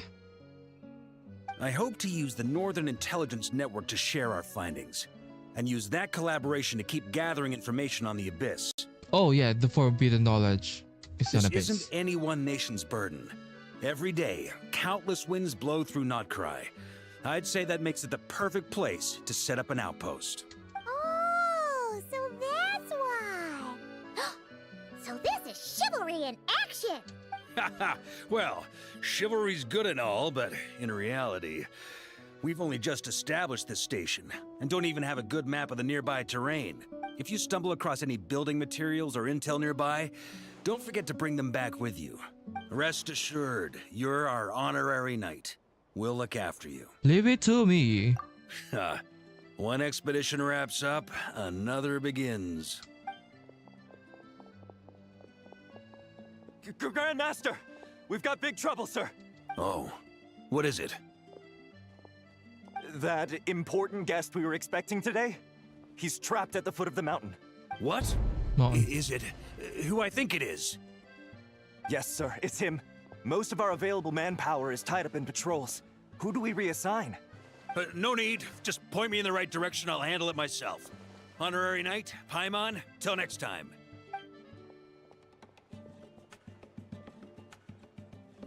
We could have Oh, do it. Paimon's never seen Varka so nervous. Now she's curious who that guest is. Could it be a critical informant? Yeah, that's probably it. Let's follow him and see if he needs help.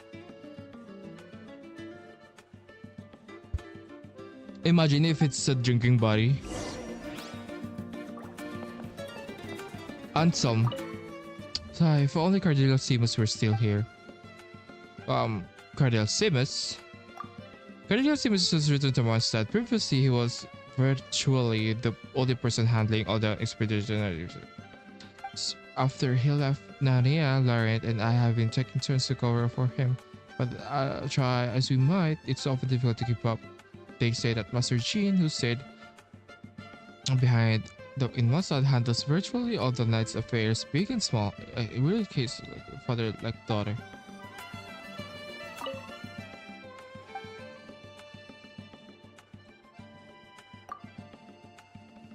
Capitan and many other knights can't wait to go home. So actually comes to remain operational as an outpost for getting up his related stuff. Several other knights have already told you to stay behind. To be honest, I'm somewhat surprised by the number. We've been able to draw a lot, so determine who would take the first round of duty. I will also stay behind with them to finish the work of setting up this stronghold. Don't you miss home? A knight feels at home wherever the wind blows. And it's not like we'll never ever get to go home. There will be another knight coming from outside to relieve us. What's one more out of duty after the long expedition we've already been through?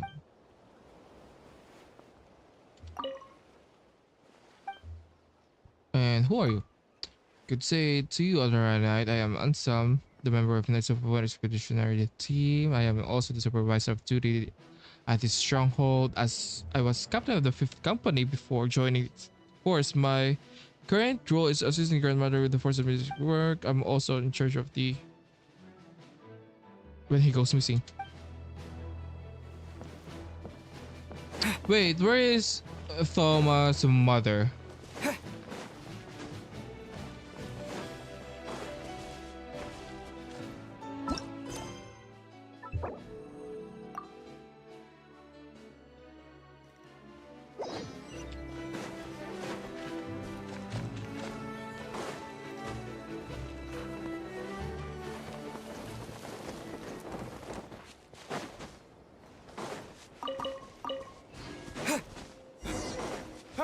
Help!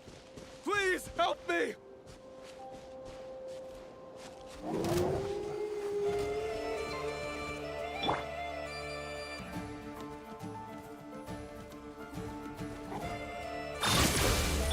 Surge. Green moons converge.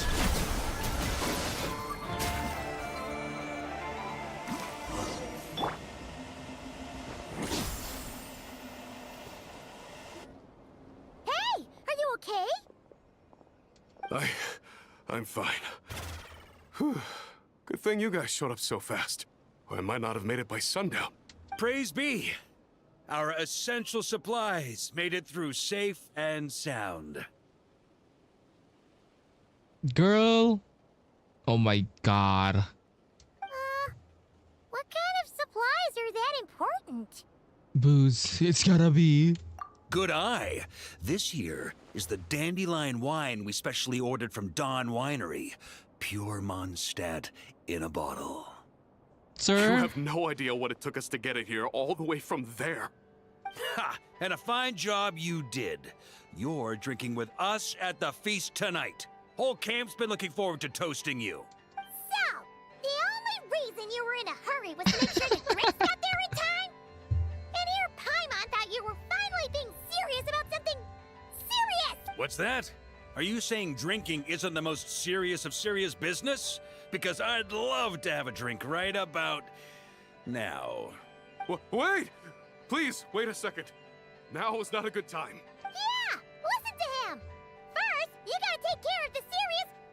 No, I think the guy is also in it. This is a custom brew. It needs to be kept constantly rolling to prevent settling and keep its flavor.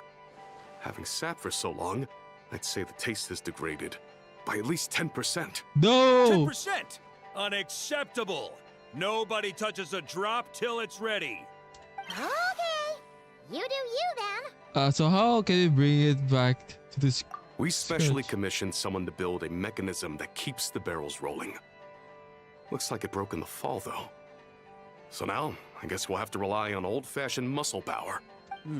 So we just keep whacking the wooden barrels and roll them to their destination? Sounds like some good old Knights of Favonius strength training. Wait, the Knights traded that way?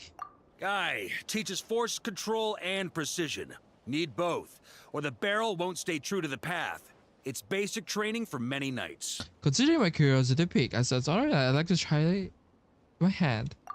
Ha, keen on basic drills, are we? Well, Laurent and the others won't be back for Laurent. a while.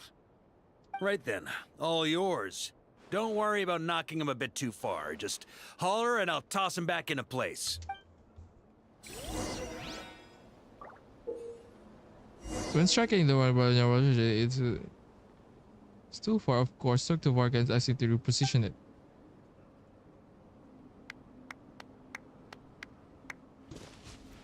Oh!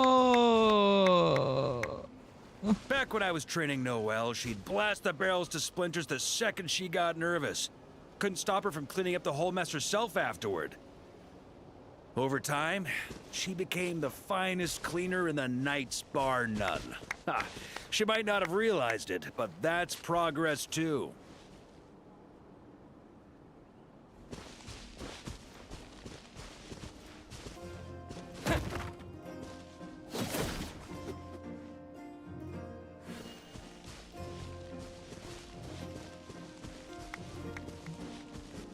Bro, he's so cute. Where am I going?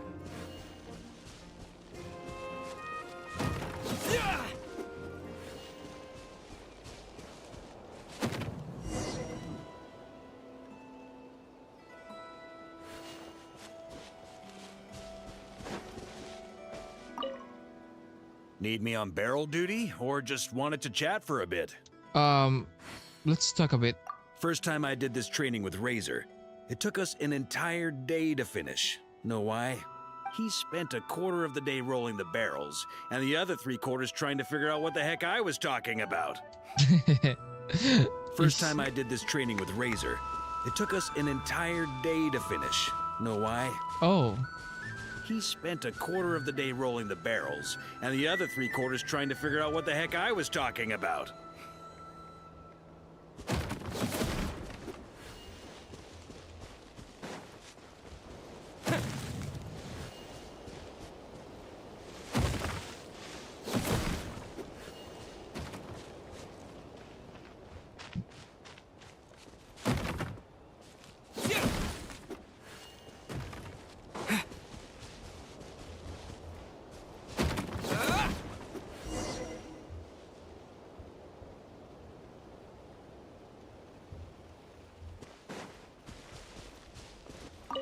Need me on barrel duty, or just wanted to chat for a bit? let's talk a bit. Gene and Albedo once sat me down to have a serious discussion about whether or not the Spark Knight needed to take part in basic training like this. A Knight's basic training helps build character. But since the Spark Knight's still so young, I decided to get her opinion. But wouldn't she explode the barrel? She happily brought her bombs to the training grounds. And so we reached a consensus. We won't discuss the matter again until she's a bit older. That is so cute. Gene and Albedo once sat me down to have a serious discussion about whether or not the Spark Knight needed to take part in basic training like this. A Knight's basic training helps build character. But since the Spark Knight's still so young, I decided to get her opinion. She happily brought her bombs to the training grounds. And so we reached a consensus. We won't discuss the matter again until she's a bit older.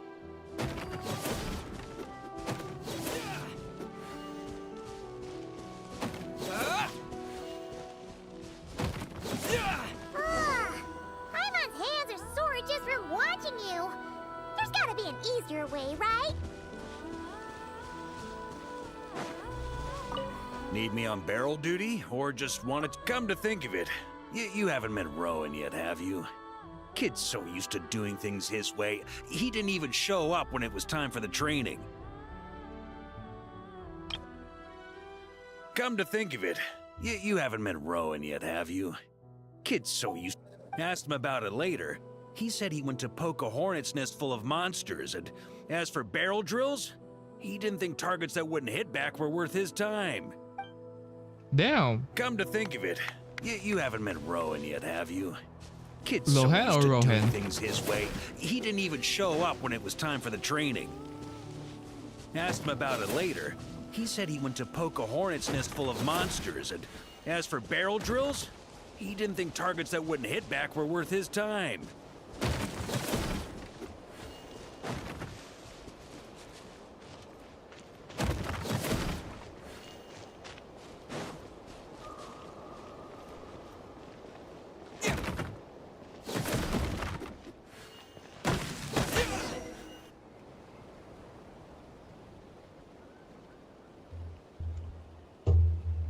Grandmaster! Honorary Knight! They're back! They're back! They're back! Everyone, fall in and give them a proper welcome! Wow, we're this popular? No, they just Feels want like the drink. blushing. How the wind carries that scent from afar! That's so true. Sweet Barbados, it's true! Dandelion wine! They just want the drink. A special brew from Dawn Winery to boot. They're back. All my precious memories, they're all flooding back. Oh. So, the welcome isn't for us, is it? Yes, this is it! This is the taste! Oh, it's just how I remembered it. Amazing! After all these years! I was starting to think I'd already forgotten the taste of a good Dawn Winery vintage. If the taste hasn't changed, then my home back in Springvale probably hasn't changed either. Egbert. Right? It's the same. I've been there. Thank you, Honorary Knight. That's enough. Put a cork in it, everyone. Barrels stay sealed until everyone's back. Let's finish the party prep in the meantime. Oh, yes, sir. On it, sir. Like I said, drinking is the most serious of serious business.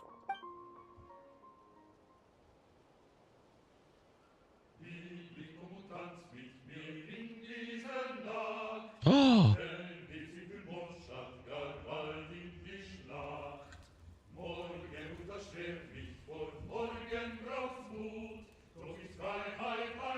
Oh! What's this? I love this sound.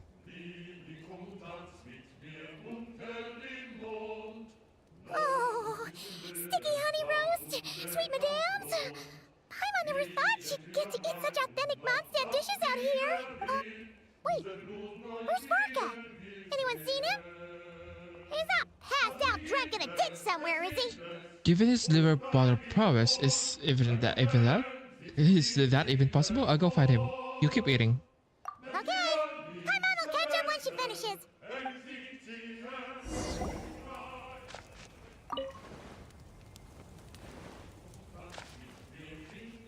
One more plate.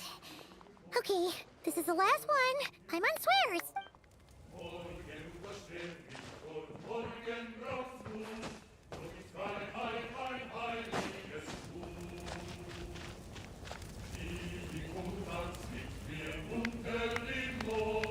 Nanina. Oh, so this is not. I thought this is Thomas' mother. Apparently, it's not Nanina.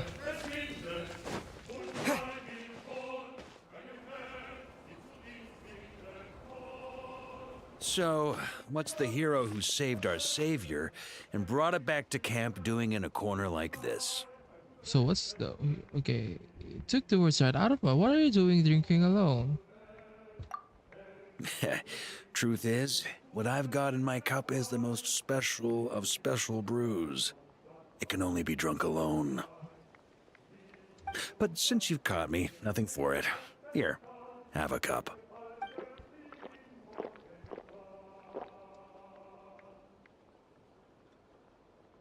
I knew it. It's apple cider. Got me. Just a joke. Not a drop of liquor on me right now.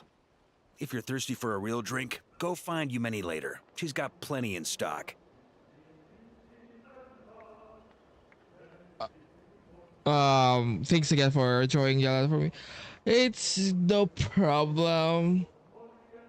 A camp always And needs to welcome have to the one stream. sober soul to guard their drunk comrades from things that go bump in the night. Those have been my standing orders since this expedition started. Always needs to have some sober up to guard the drunken comrades from things that bumps. Those have been standing orders 60.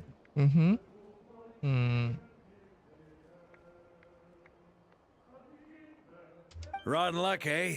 Just so happens that tonight, it's my turn to be that sober soul. So, on this night when they're all drunk, I can't be. Was it really luck on the very day of the dandelion wine was due to arrive? Aw, he's so sweet. Come always needs to have one sort of solid guard the comrades from things to go bump the night. Those who have been sending orders.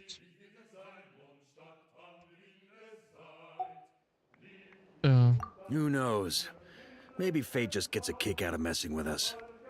If it had come one day later, maybe I'd have been down there guzzling wine to my heart's content. But if it had come but one day later, maybe you'd have passed the camp by, missed the feast, never even had this chance to talk. Nobody can say what choices lead to what outcomes until the time comes. Just like when I decided to lead this expedition out of Mondstadt. Never imagined I'd make it this far. The reason you launched this expedition was to deal with the wild hunt? I think not. That's how it turned out, aye. But when we marched, all I knew was this. An abyssal storm was brewing up north, one that threatened to scour all of Tevat. It took us some time to mobilize, but where would the enemy appear? What form would they take? That was all a complete mystery to us when we set out. All we could do was gather intel as we marched, preparing for every contingency. Okay. That's all you knew, and you still launched the expedition? Didn't you say the intelligence is the foundation of any campaign? Ha! Quick study, aren't you? Alas, the enemy won't sit around twiddling their thumbs while we finish preparing. Every hour we hesitated, the abyss was devouring the lives of countless people. The sooner we marched, the sooner we could change their fates. That was all the intel we needed to launch this expedition. No wonder you're the Knights of Boreas. The Knights of Avonius for you. That's the Knights of Avonius for you. None of that formality, honorary knight. And you're no different. Your journey's also changed many people's fates, be it Mondstadt back then, Dvalin, or Nodcry now, the Expeditionary Force. Even my fate too. The fact that we can sing around the bonfire, drinking and thinking about the future, none of that could have happened without your arrival, traveler. Am I really that amazing? Who's to say? Fate's fickle and hard to fathom after all. But as long as you're alive, there's hope. A foreshadowing. I sense a foreshadowing. The wine we didn't drink tonight, we can have tomorrow. The lads will save my share. As long as we're still breathing, tomorrow will bring more wine and laughter. So cheers to tomorrow, to hope.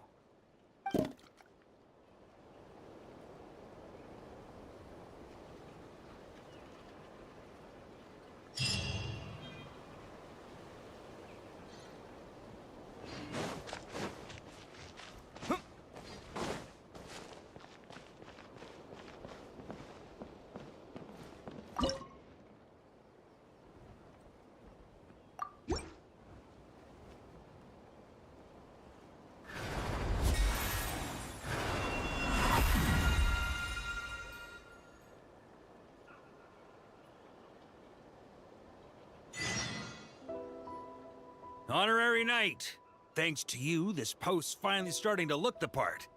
Now, even if we're attacked while the whole camp's dead drunk, we'll be able to hold out till I sober up. You're joking again, right?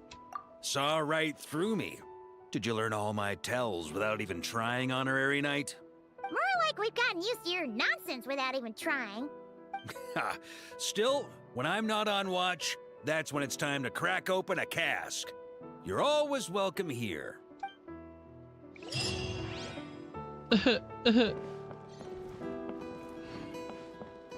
Who is Nanina? The route for this patrol. The road for this patrol looks good to me. And you are?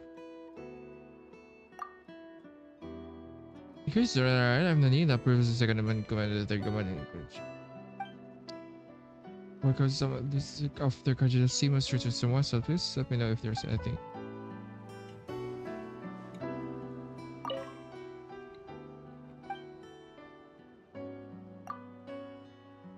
Or more or less sensitive initial expeditions to do your. The those secrets you discovered from me, and in addition to getting into others, we are also actively surveying concepts. Seems like to be strong connection among. It seems to be a strong connection among us already. There's Boris and others. However, some unknown reasons, the local inhabitants know very little about the American messengers.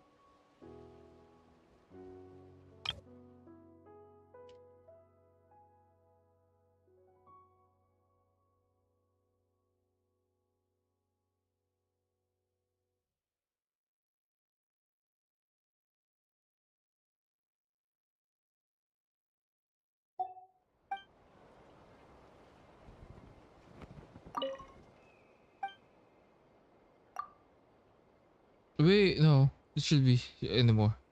Your backbone, respectively, between the front lines, the largest unit among. Recall. Okay. For light infantry, heavy cavalry, units by skits. For the duties, or prevail most of the RCs. Okay, I think we are done with this. area.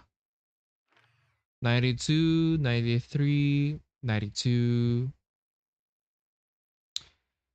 So now I think I missed something from the um Archon quest that I wanted to do.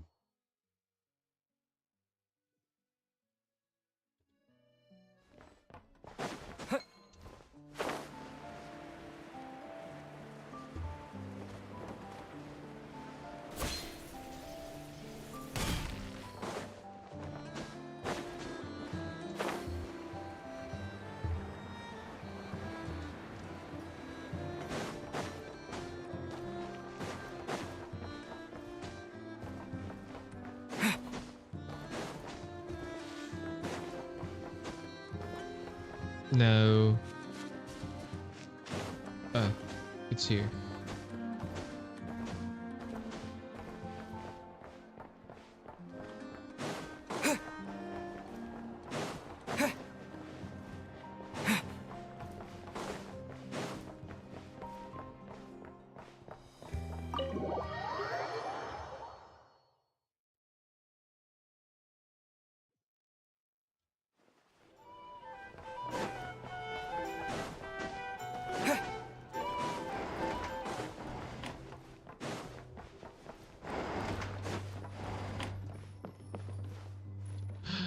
I forgot to read this. Now that I think about it, every time I saw Sandrones, the notebook she had with her, they're really exactly the same. Probably because she was someone who loved taking notes of and had new ideas. Though she is a machine, to you, your companion, Sandrones is entirely human. Her joy, sorrows, and emotions are not much different from yours. The notebook that the knave hands you is somewhat aged with creases and corners, and it has been folded and then carefully smoothed by someone. Sojourner has a lot of stories about her record that in it. You're not sure if the knave has read them. But judging from the expression on the traveler's face, when she gave you the notebook, she seems to know the Sojourner very well even without it, and is even responsible for carrying out her last wishes. 9. Alan has provided me with many notebooks. I often discarded them after making a few markings. On those occasions, his expressions was unreadable. Nevertheless, he supplies me with new ones. I do not understand his reasoning. I do not know why I discarded them after making markings. I do not know why he permits this behavior. He states that my emotion module is optimal. I do not comprehend. This is a new notebook. This is a new notebook. I do not wish to discard it. I have learned to record. I am beginning to record. Sunny. I have learned more and my manner of speech has become more elegant. Elegant is a new word I have learned. Alan advised me not to push myself. I disagree. I have performed exceptionally well. With this, we conversed this afternoon. I have drawn several conclusions. 1. Alan created me. 2. He modeled me after memories of his deceased sister, and now he feels guilt. My learning ability exceeds his expectations. Alan Guillotin's younger sister was named Mary Ann Guillotin. She passed away long ago. Alan finalized my creation on his 65th birthday. He stated that I am a friend, a family member. He expressed happiness about gaining companion. Alan has not defined our relationship. It is evident that I am not Marianne Guillotine. He concurred, noting that I am significantly different from his sister. He expressed a desire for me to act according to my own will. When I said that I would no longer discard the notebooks, Alan's composure wavered briefly. He likely experienced an urge to weep, but ultimately suppressed it. Alan said I could choose a birthday if I wished. I considered this proposal seriously. He mentioned that most people cannot choose their birth date, but I can. I am free. Overcast. Alan's physical condition continues to deteriorate. The doctors have a visit frequently. Each time he closes the door, I am excluded from the process. I sense something unfamiliar. Later, Alan identified the sensation as anger and sadness. He expressed satisfaction that was learning to recognize them. That I was learning to recognize them. However, he noted that I do not yet understand guilt. He explained that the social mechanism behind this emotion are too complex for most animals or machines to acquire easily. I have concluded that understanding guilt is not necessary function for me. Alan inquired about my desires. My response was, I want you to be healthy. Also, Alan presented a new invention to me. He named it Polonia. Oh, so they're basically like siblings. I cannot classify forms as one. Like, okay, they're not kin or friend. Its architecture lacks an emotion module comparable to mine.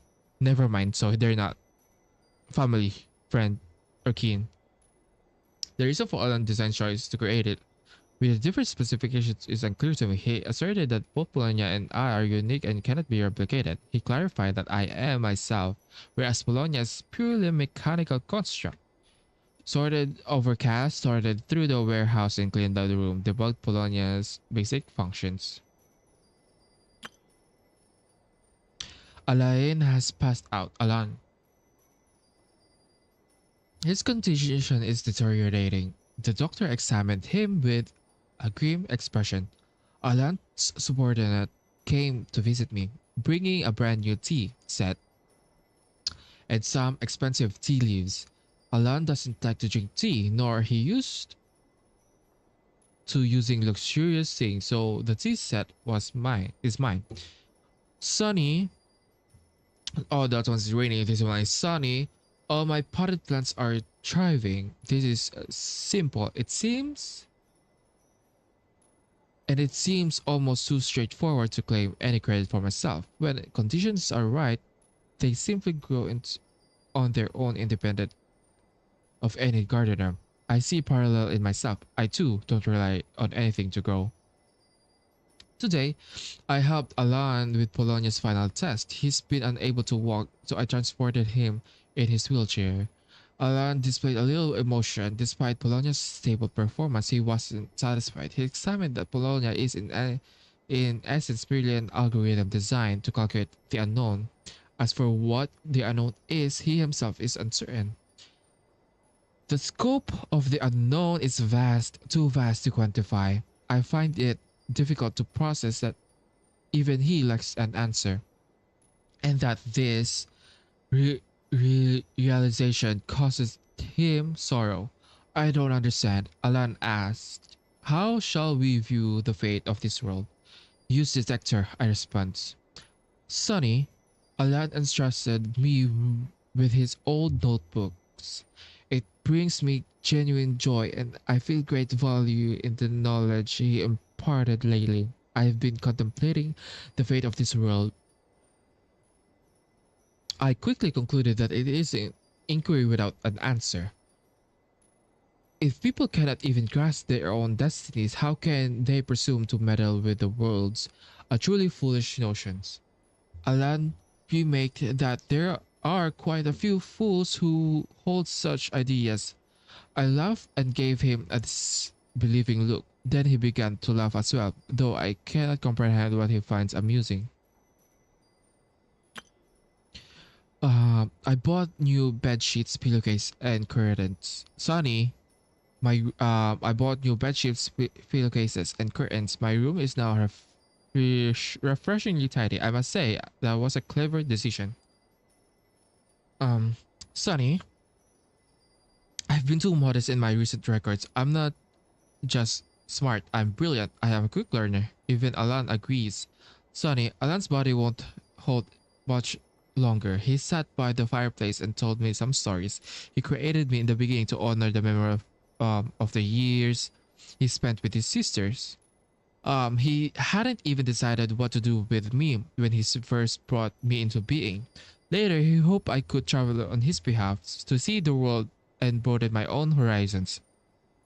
One problem, Alan and I are now colleagues, both tied down by long-term professional commitments. It seems true freedom to travel is for those unburdened by work. As he put it, the dream lies in ruins now, a complete and utter failure. He mentioned that he once had one another wish, but abandoned it. Long ago, I pressed him for the details. He admitted it with some awkwardness. He once dreamed of saving the world when he was young. I asked if this was a wish I needed to inherit. He was taken aback and firmly told me no. He said I can do anything I like and that he has no expectation of me. Alan asked if there was anything I wanted to do. Well, I haven't found it yet. Parents are responsible for bringing children into the world, and children are responsible for their future. This is a social rule. I believe the final unspoken tenet of this rule is that children are also responsible for their parents' final years. Alan's final years have reached their end. He left a will concerning his remaining possessions, a small sum of savings, a Polonia, and some notebooks. He asked me to burn the notebooks after the death to avoid theft. Honestly, given the sheer volume, Polonia is probably the only one who could seal them. Polonia was Alan's final pursuit in life. It is a pity he did not live to see it produce a definitive answer. He told me not to worry about it and that I could leave Polonia to Fontaine Research Institute. His only regret was that those people wouldn't know how to maintain it as well as I do. I disagree with this plan. Polonia will remain with me. However, I am not sure what I should use it for. Rainy, today was Alan's funeral. Heavy rain fell through the ceremony as if someone was crying in the sky. Oh, it's Nivelette, probably. Ugh, annoying. Holding an umbrella in the rain is so inconvenient. Alan was laid to rest, and everything proceeded smoothly. I was the one who stepped forward to bid him farewell, while Polonia stayed behind to look after the house. The weather didn't clear up until midnight. I sat by the grave for a while and keeping Alan company, with the moon in the sky keeping me company in turn. The night was very quiet, no more sounds, labored breathing. It feels as if only companion I have left the world is the moon. The moon. Okay. Sunny, I'm leaving now. Farewell. Overcast. Update log. Upgraded Polonia's tea brewing functions, upgraded Polonia's meal delivery functions, upgraded Polonia's book search functions, corrected a malfunction where Polonia could not hang laundry to the outside. I claim that Polonia is my attendant. That should turn some curious stares away. I have to protect it. It's Alan's secrets and his wish. Overcast. Snezhnaya is so cold, though it has nothing to do with me. Overcast. I found a new job and it pays pretty good. My boss is a woman with icy demeanor, and I do mean icy. As for my colleagues, they're a real mixed bag. It's already getting on my nerves. Sunny. What's the point of sunny day in Snezhnaya? It snows just as heavily. My colleagues are so annoying. Rainy, I haven't journaled for a good while. It's just slipped in my mind. Nothing felt particularly worth recording. And since it's something I don't feel like doing, I might as well pause it for now. A new text appears after a few blank pages. Sonny, Columbina is so annoying. Sonny, Arlecchino is so annoying. Overcast. What on earth was Zutori thinking? I simply cannot agree with his approach. Overcast. It's been a few weeks since a new project was launched and it's still stuck in the approval process. What is Patalona's problem with financial approvals? Why is he so ridiculously stringent? It's not like it's his personal money. It all belongs to the Fatui. Snowy. Dutori's project was approved 10 times faster than mine. Ugh, he and Pantaloni should do me a favor and disappear from my sight. Dude. Suspicious. Sunny, I'm meeting with Her Majesty the duration 2 hours 15 minutes. Sunny, Rosalind brought me a new tea set, claiming it was from Mondstadt and a bottle of wine. That's odd. Didn't she say she couldn't be bothered to go to Mondstadt? Sunny attended Pierre's lecture. Not bad. The content's pretty good. Polginella's lecture is tomorrow. Rainy, meeting with Capitano Alquino and Rosalind. Duration 40 minutes. So the tea set was purchased by mail. Well, that explains everything. Rosalind's new high heels are so loud. They're noisy, but I do like the gifts she gave me. I suppose I can cut her some slack. Heavy snow. Colombina's preference for tea is quite ordinary, not as refined as Arlecchino's. Perhaps that's just like her. Do special people like ordinary tea or ordinary people special tea? Sunny, it's been 2 weeks since we lost contact with Tartaglia on his mission. Sunny, Tartaglia's returned with a few scratches. Also look like Colombina and Tutorials are on the outs. I didn't ask further. It was only a matter of time anyway. Overcast. I think is this the Fontaine one? Maybe, I don't know. Fontaine or Liwe? Overcast. Arlecchino and Colombina came over for tea and picked Rosalind up on the way. Oh no, it's not. It's Liwe for sure because Rosalind's still alive. It was a good day. I should keep some cookies on hand for next time. Snowy. Rosalind's dead. Oh. Ooh. That word. New text appears after a few blank pages. Most of it relates to the Narzan course, or the also obtuse that prolonged study leaves one busy. Mixed in are a few offhand comments, which looks like Sandroni's recent jottings. Capitano chose to stay in Natlan. Shame. Colombina hasn't been faring well since she resigned. Ha, serves her right. I did want her to think carefully before making such decision, but she wouldn't listen. The materials Arlecchino provided were extensive. I owe her my thanks. Important. Send gifts to the House of the Heart. One for every child. New project. I have to collaborate with Dottore. I can't help but feel some resentment toward Her Majesty for this. But Her Majesty's plan, it must succeed. Gods, Colombina, can you stop being so annoying? Polonia's situation is stable, optimizing algorithmic logic, expecting several hours of downtime. A meeting with Arlecchino, duration 20 minutes. Tea break with Arlecchino, duration 1 hour.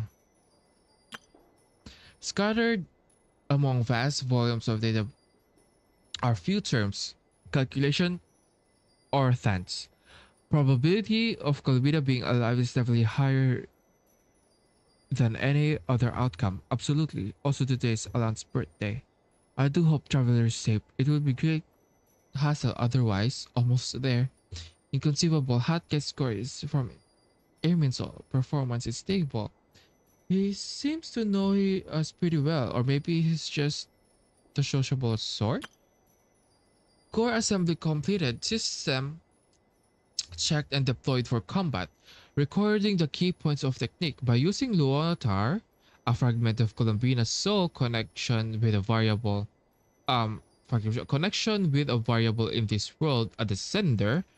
We aim to effect the retrieval of Colombina's complete soul from inside the moon's reflection.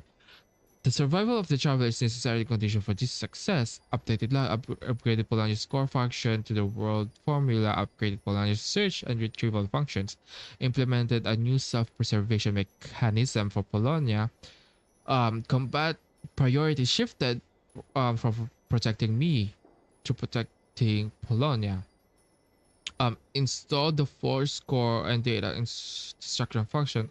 All log data will be cleared if the damage level falls below the critical threshold. Iterated on my self-preservation mechanism. Installed a false score.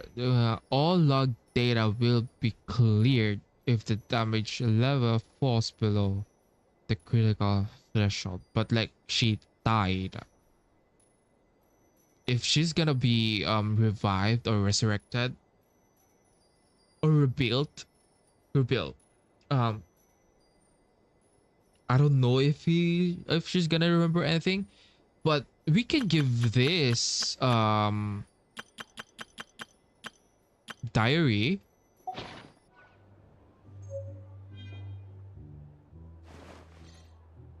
That is so sad. Feels like I did it. I did the Archon quest yesterday. Also, I want to talk about his outfit because I forgot to read it. As heavens and earth are made anew, an outfit worn by the traveler which has accompanied the twin stars in their journey through countless worlds. Despite this, they cannot yet grasp the true purpose of the cosmos. Even so, surely every question posed brings them a little closer to the final answer. Description.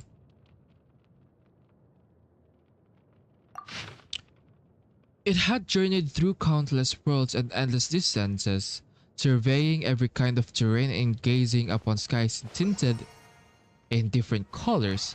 This, as heaven and made okay, this might sound romantic, but in reality the matter was closer to torture and that adventure. It also once pictured a scene like this, twins standing under the radiant night sky, their eyes shining as they watched the stars and moons above. But it immediately disconnected its idea association module.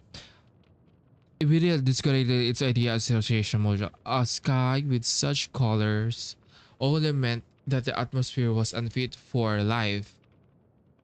After witnessing such vistas hundreds of times, there was no longer any need to be moved by them. Oh. It did not wake the slumbering twin travelers. Instead, it carried the weight of an exile and journey so long that numbers had lost their meanings. The fine details of the lithosphere, atmosphere, and or biosphere ultimately mattered little.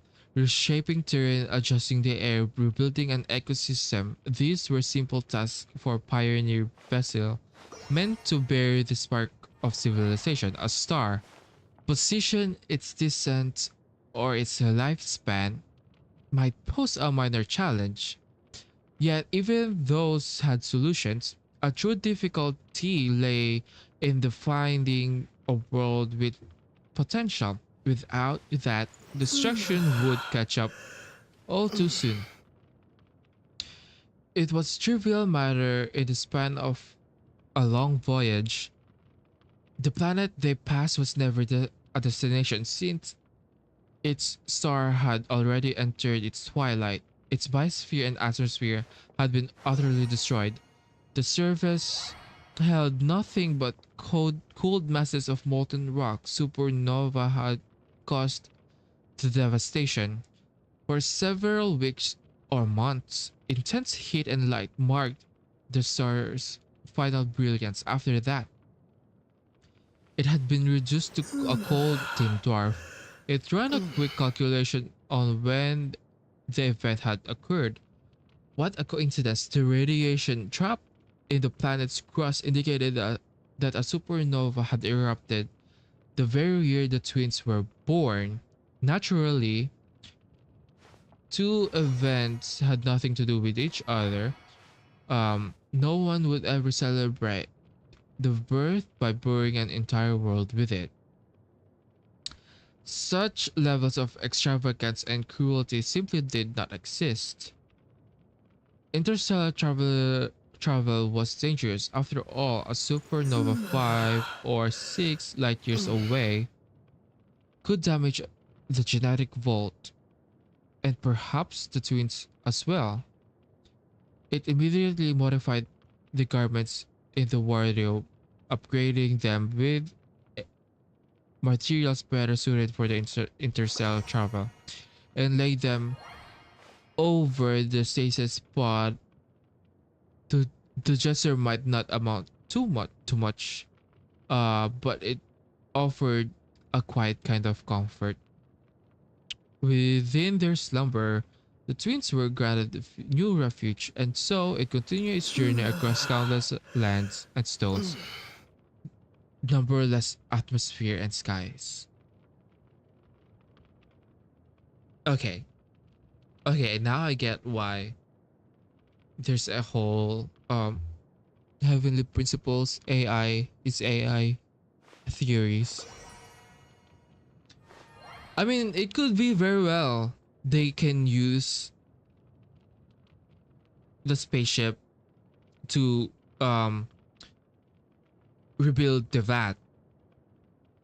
Maybe HP is different, the heavenly principles, but they can use the spaceship to actually rebuild the vat. Especially now that we know um the planet is a sphere and not flat.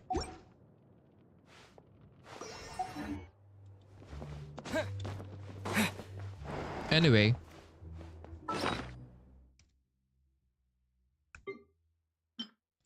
a moon prayer blossom gifted to Colombia, to you by Colombina, exuding a fragrance for both pure and ethereal, much like those you once saw in the Silver Moon Hall. It shares memory of a story and heralds the opening of a new chapter. This time, it will never lose its color again. I think that's it for now. Um, I want to do the Traveler's Tales as well. Maybe next time, next live stream. But for now, I think that's it. Anyway, you say bye bye.